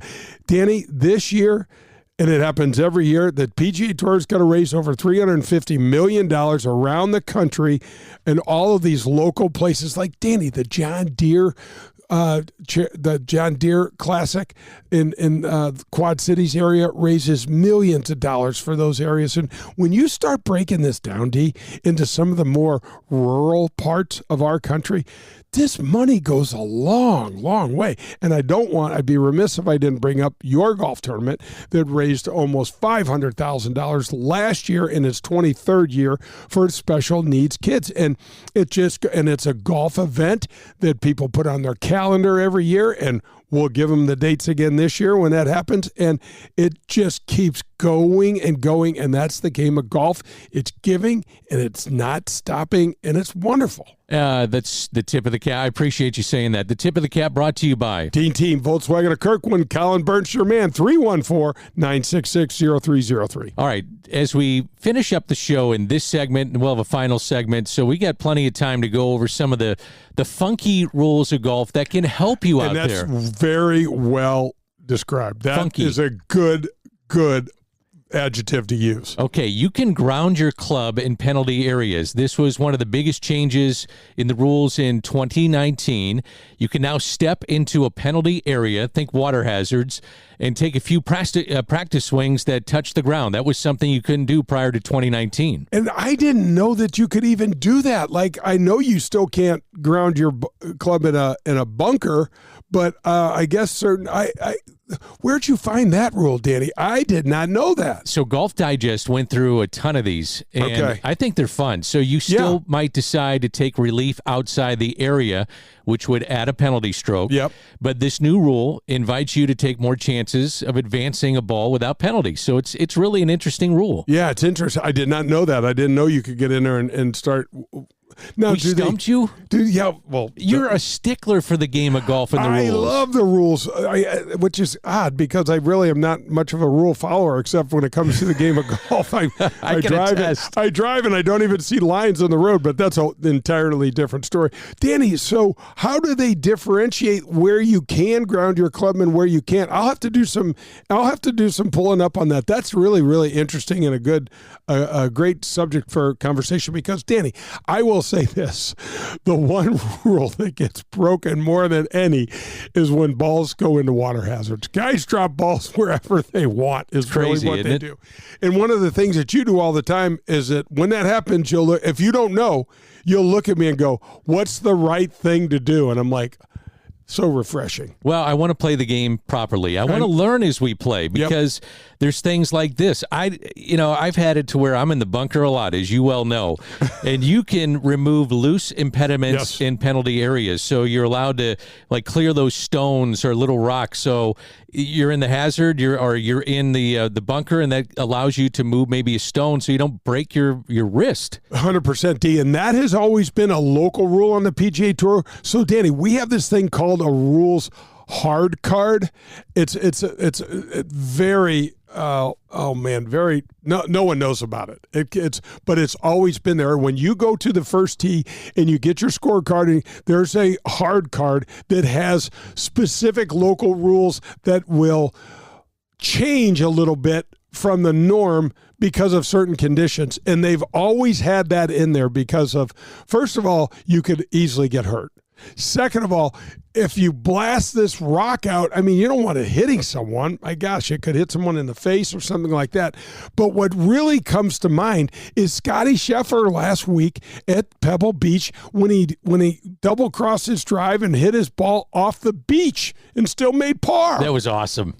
He was down there moving rocks and everything and said, had it not been for that rule, there's no way he thinks he would have been able to get his ball up and over the edge of that cliff and get it back onto the fairway. Okay, here's a fun one. If you get relief for an embedded ball in the rough, so before 2019, if your ball plugged in grass that wasn't cut to fairway height or lower, you either had to try to hack it out or take an unplayable lie and a penalty stroke. So if you're playing on a rainy, muddy day, this is a new rule that could come into play several times. And so that rule for us, Danny, that was also on the hard card. And that hard card would say, we are playing the embedded ball rule through the green or whatever the case may be. So for us, if you did get an embedded ball, because, Danny, we play in some really, really lousy conditions, sometimes it's super wet. Danny, you hit your ball and it just plugs everywhere. Sometimes it's hard to find. Sometimes you lose it, which is really pisses you off. But anyway, that is a rule that absolutely should have been there for everybody all the time. Okay, you don't have to take a drop in the same condition. So this isn't always the case, but say your ball winds up so close to a sprinkler head or maybe abnormal course conditions, you're entitled to free relief in this particular instance. But you don't have to take it. Like you said, you do not. You are never forced to take a relief. So let's say, Danny, my ball, I miss a fairway, and my ball is sitting beautifully, so I got a lie that will maybe now allow me to go for a par 5 and 2, but my feet are standing on the cart path. I'm not dropping at all because the lie is everything. Now, what the first thing you'll do with any tour player wherever they hit their ball is they go look at the ball. And reading the lie is a skill. It takes a lot of experience to try to figure out how the ball's going to react out of certain conditions. And the first thing they do is look at the lie. And if it's sitting down and you got a chance to drop it, 100% of the time, that ball's in your hand. You're gonna cite this rule. You're gonna take relief, and you're gonna hope for a hell of a lot better lie. And at that point, it doesn't matter because the lie you had wasn't workable. So you might as well take a shot. All right, next segment as we wrap up the show, some more rules that I'm going to throw at you. But first, let's give away some golf balls as folks are listening to Golf with Jay Delsing. We are back to giving away a dozen tailor-made golf balls. Our hat is off to our buddy Jeff Thornhill and the TaylorMade Golf Company. We have a dozen balls. You need to send me an email, jay@jdelsinggolf.com, and put in there golf balls in the subject, and we will draw each week a winner. And at the end of the month, we will notify you and get your address and get you some golf balls shipped up or figure out a way for you to pick them up and get them to you. So if you like golf and you need balls like we all do, we've got more tailor-made golf balls to give away this year. And thanks to Jeff Thornhill. We really appreciate that. More rules of the game of golf are coming up, and you're listening to Golf with Jay Delsing.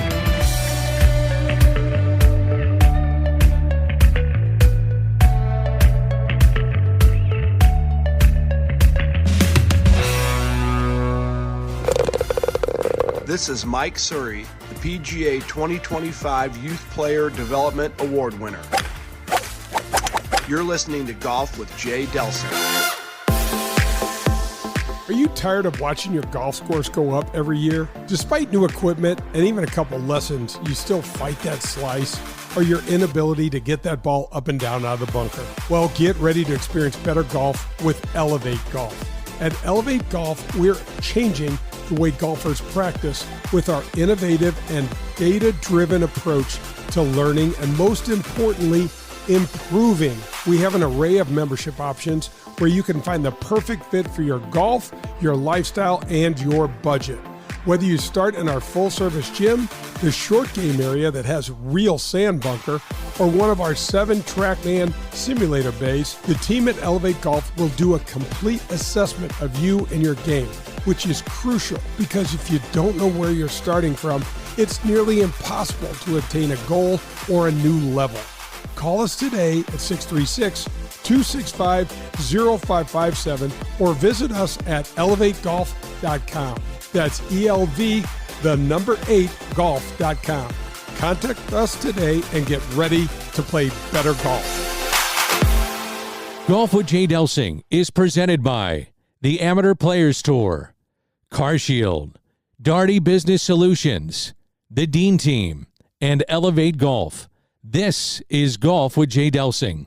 Hi, I'm Adam Betts, PGA professional and owner at Family Golf and Learning Center. We welcome golfers of all ages and abilities, from the junior golfer to the experienced players. From our indoor TrackMan simulators, large short game area, grass tees, and driving range bays, to our golf instruction, leagues, clinics, and camps, we connect you with every resource to reach your golfing goals. We look forward to helping you improve your golf game at Family Golf and Learning Center, where we make St. Louis better at golf. Visit us at familygolfonline.com. That's familygolfonline.com. Are you driving an out-of-warranty car? It's only a matter of time before your out-of-warranty vehicle is in the shop costing you thousands of dollars. Auto repair costs are up nearly 20% from last year, which is 4 times the rate of inflation. If an unexpected breakdown happened today, would you be ready for that? Well, now you can be with a plan through CarShield. Even if your car is just over 3 years old, it's still prone to expensive costs. Your car is more than just getting you from point A to point B. Traveling by car is a way of life. From picking up your kids to going to a new restaurant, cars are a daily essential. When you enroll in a car protection plan through CarShield, you can look forward to the following. The price will never go up no matter how many claims you file, or no matter how high the mileage on your car increases. CarShield offers protection plans that start as low as $100 per month. That's $100 per month. They have repair coverage for up to 5,000 different parts of your vehicle. Plus, when your car breaks down and you're stuck on the side of the road, you get 24/7 coast-to-coast roadside assistance. You also get complimentary towing and rental car options. CarShield has my back when my car breaks down, and they can have yours too. Call CarShield today at 800-465-6550 or visit carshield.com. It's CarShield, proud sponsor of the Golf with Jay Delsing show. Hi, this is Peter Jacobson, and you're listening to Golf with Jay Delsing.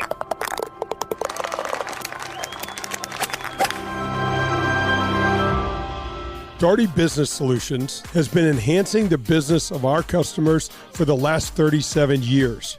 How do we do it? Through our expertise in technology, better use of data and analytics, artificial intelligence, and machine learning. We roll up our sleeves and collaborate. We build applications and effectively communicate with our partner clients to bring their goals and objectives to the finish line. Our award-winning Access Point program is a community game changer. With nearly 100 students in the program, mostly young African-American females are making between $55,000 and $60,000 per year right out of high school. That's right, $55,000 to $60,000 a year right after high school graduation. That's when they begin their training. CEO Ron Daugherty believes the talent is equally distributed, but access to that opportunity is not. So here's Access Point, providing more and more opportunity for those in and around our community. It's Daugherty Business Solutions. You're listening to Golf with Jay Delsing. Have a question for Jay? Log on to jdelsinggolf.com. Now let's head back to Jay and Dan.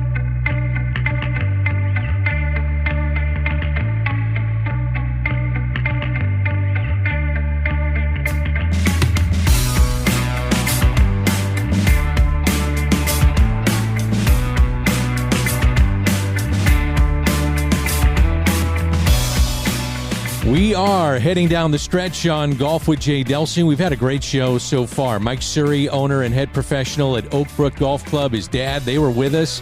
We've gone through some of the rules of golf, and we continue to do that. I think, during the break, we got a lot of texts and some emails. People are enjoying this, so let's continue to do it. Let's Why fire not? away. Yeah, I love it. Okay, you can re-tee after a stroke if your ball stays in the teeing area. So let me give you, though, the description with Golf Digest. Let's hear it.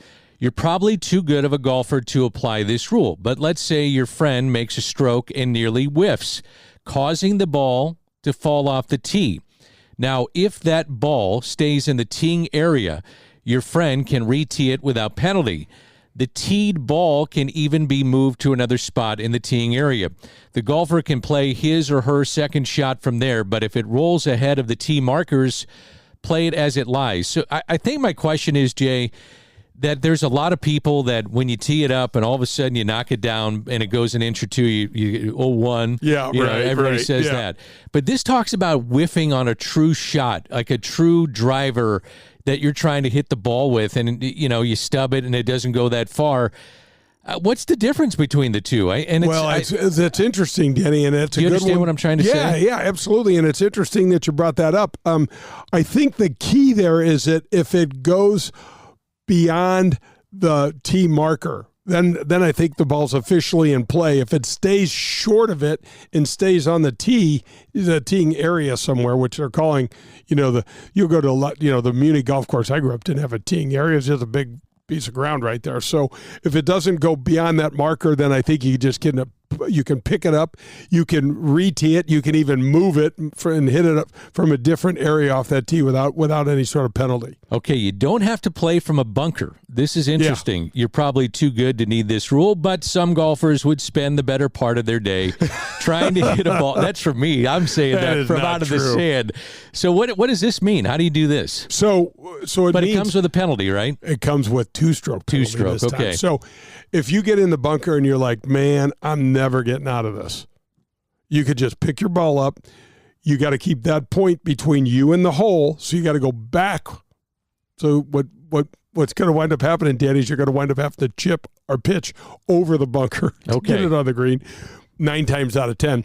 But there's not a one-stroke penalty. There's a two-stroke penalty here. So now this is where this could actually come into play in professional golf. Are we at St. Andrews this year for the British Open? In 27. 27, okay. It opens at U.S. Opens at Pebble Beach and St. Andrews in 27. 27, that's right. So when you're playing the 17th hole, and there are other holes as well, but 17th in particular, the road hole bunker, Danny, sits in the front left part of the 17th green, and it's diabolical. I am 6'5", and it is deeper than I am tall, and it is round, and it's called a stacked sod bunker because that's exactly what it is. There are layers of stacked sod on top of one another just to make sure when you embarrass the hell out of yourself, everybody sees it. There's a camera embedded into the wall of that bunker. Okay? But with those things being round, Danny, your ball can run straight into that face and just die right there. So not even allowing you a stance to go at the flag. I was playing in the British Open and the Open Championship at St. Andrews, and on the 11th hole, I pulled my iron shot, not much, maybe 3-4 feet, and the ball went in this bunker, got up against the side of it, and I had to chip out backwards.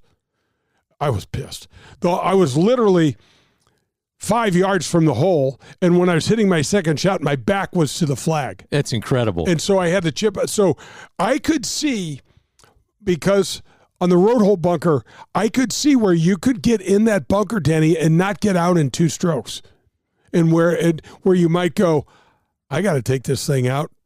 And so if that's the case, you mark where your ball was in the sand with a tee or a coin. You pick it up, you can clean it, you get yourself out of the bunker somehow. It's not easy to get out of because that damn thing's round and deep. And then you keep that point between, your next shot has to be hit with that point between you and the hole. So you go backwards, maybe you go back 20 yards, whatever yardage you like, and then you have to drop it, and then you can kind of go back in the bunker, pick up your mark, and rake the bunker. But that's one of those cases, Danny, where I could see might make a difference. Another one, Dee, is that if you get a really, really bad embedded ball, like let's say it's a smallish bunker and your ball's embedded and you can't get it out, here's what you have to remember. If you're going to hit that, you're going to make footprints.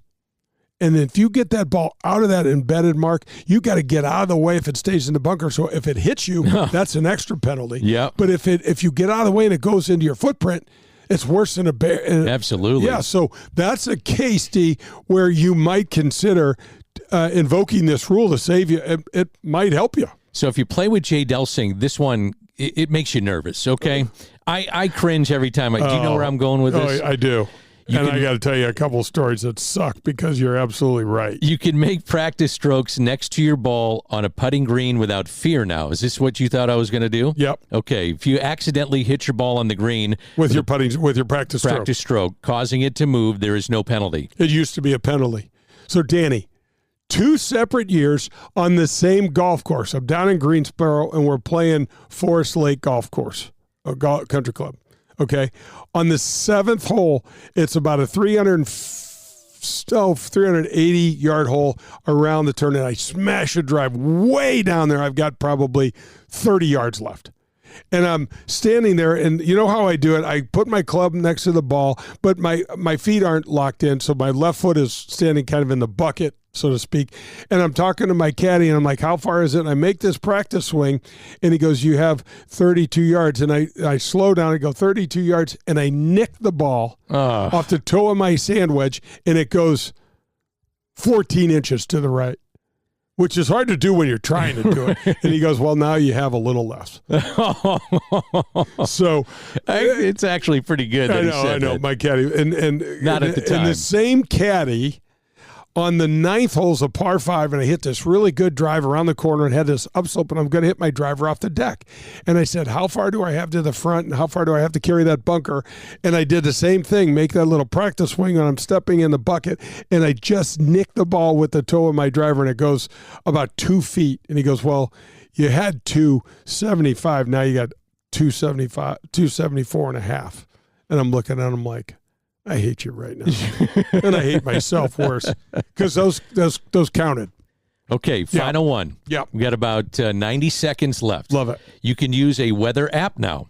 And this one surprised you. We were talking about it off the air. That's weird. So it's still against the rules to use any devices that can gauge or measure wind speed and direction, but there's nothing stopping you from opening up a weather app and checking the predominant wind direction and strength.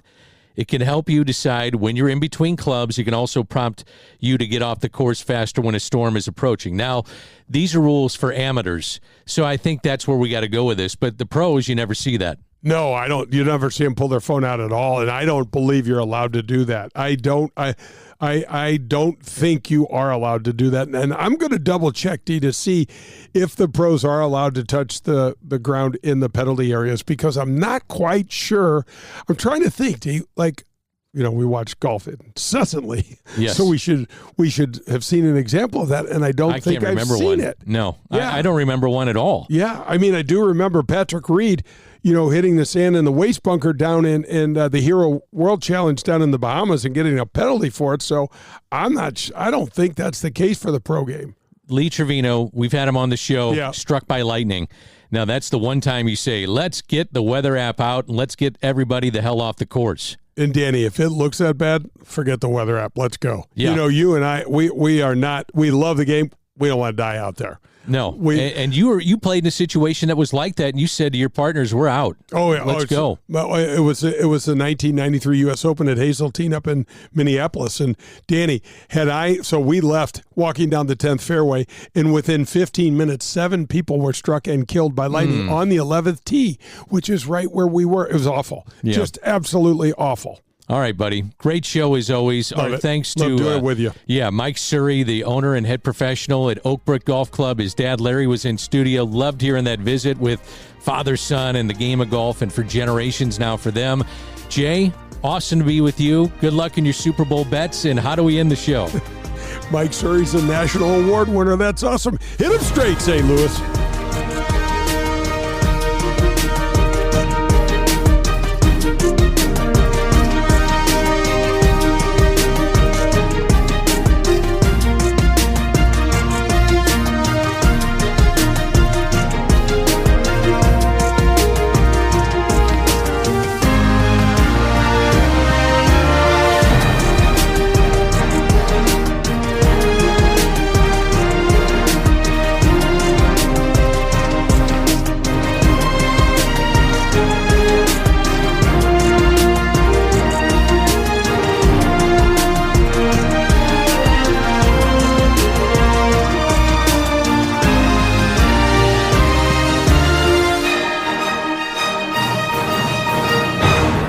This is Kevin Kirk, a master PGA professional.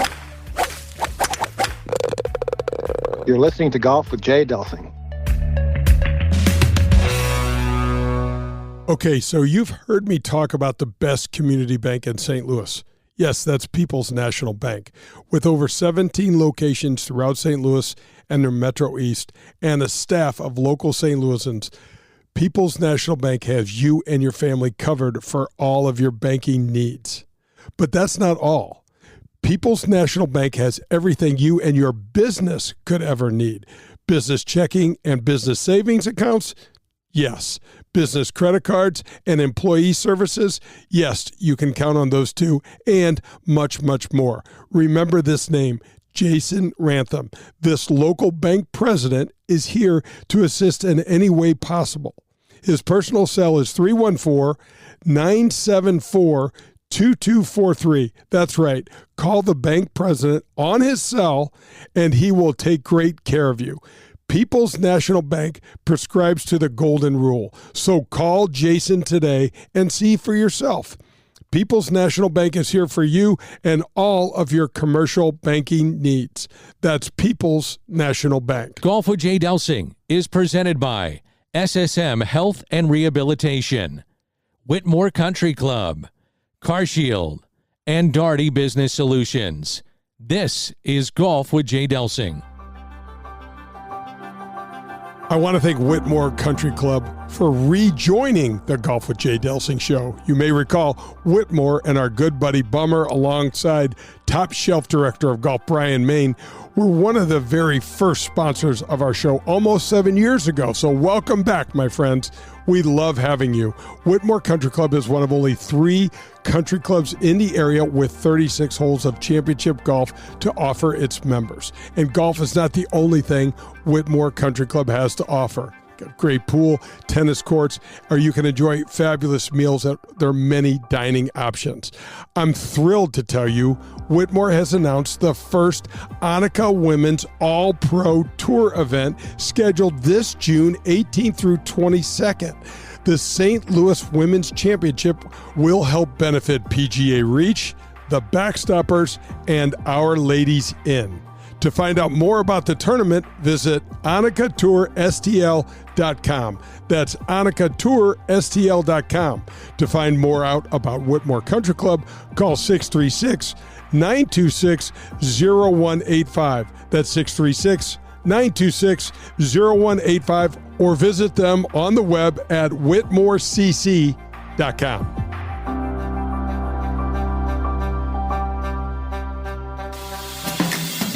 Family Golf and Learning Center. No matter your age or skill level, Family Golf and Learning Center, located in Kirkwood, has something for you. They've got it all. PGA and LPGA instruction, double-decker driving range, par 3 golf course, TrackMan simulators, a large short game green design to help you with all your shots around the green, bunkers, rough, and Zoysia fairway pitching.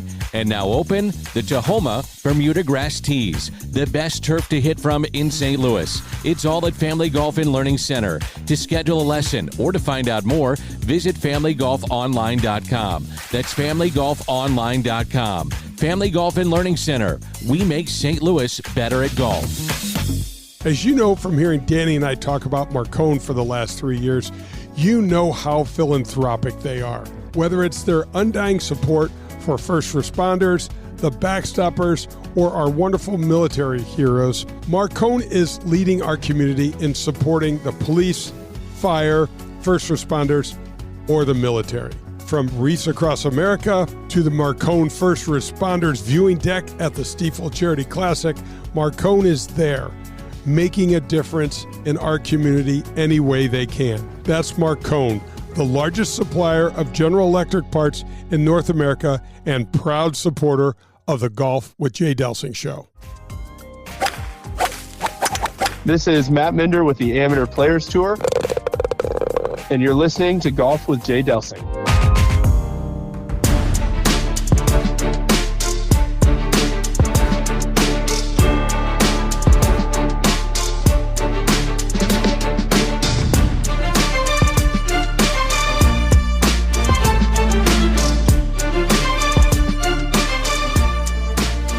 This is Golf with Jay Delsing, and this show tries to highlight local pros that make a difference in our community. That also includes next week's guest, Ed Schwint from Old Hickory Golf Club. When we developed it enough and had a lot of members, I couldn't teach as much because it got so busy running the place. And I said, hey, we need to either hire somebody to teach full-time or hire somebody to run the place full-time.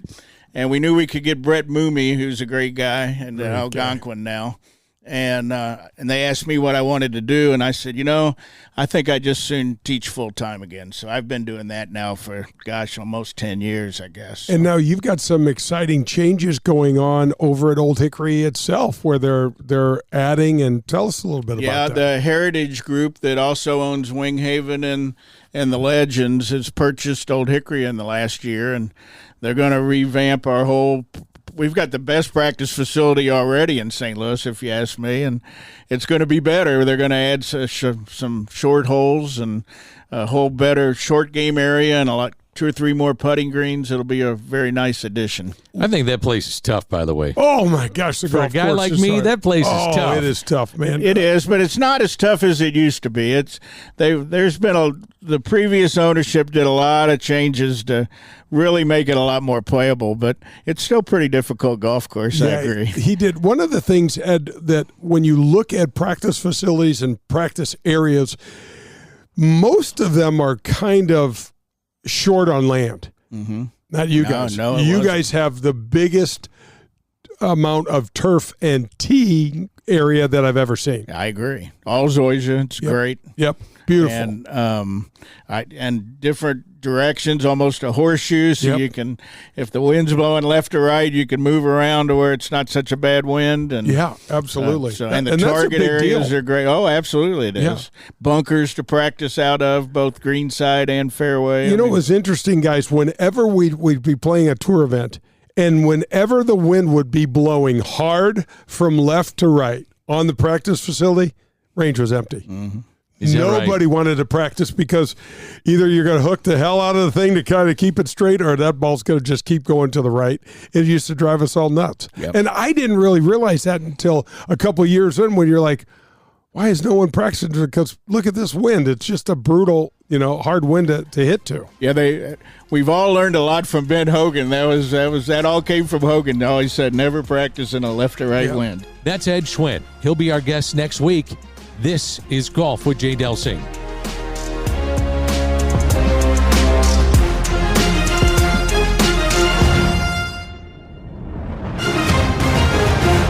Okay, so you've heard me talk about the best community bank in St. Louis. Yes, that's People's National Bank. With over 17 locations throughout St. Louis and the Metro East and a staff of local St. Louisans, People's National Bank has you and your family covered for all of your banking needs. But that's not all. People's National Bank has everything you and your business could ever need.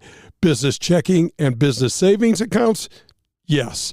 Business credit cards and employee services? Yes, you can count on those too, and much, much more. Remember this name, Jason Rantham. This local bank president is here to assist in any way possible.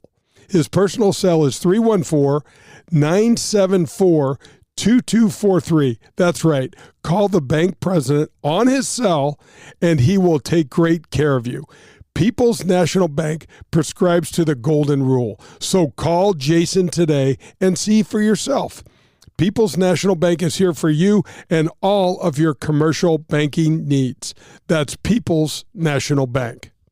Hi, I'm Adam Betts, PGA professional and owner at Family Golf and Learning Center. We welcome golfers of all ages and abilities, from the junior golfer to the experienced players. From our indoor TrackMan simulators, large short game area, grass tees, and driving range bays, to our golf instruction, leagues, clinics, and camps, we connect you with every resource to reach your golfing goals. We look forward to helping you improve your golf game at Family Golf and Learning Center, where we make St. Louis better at golf.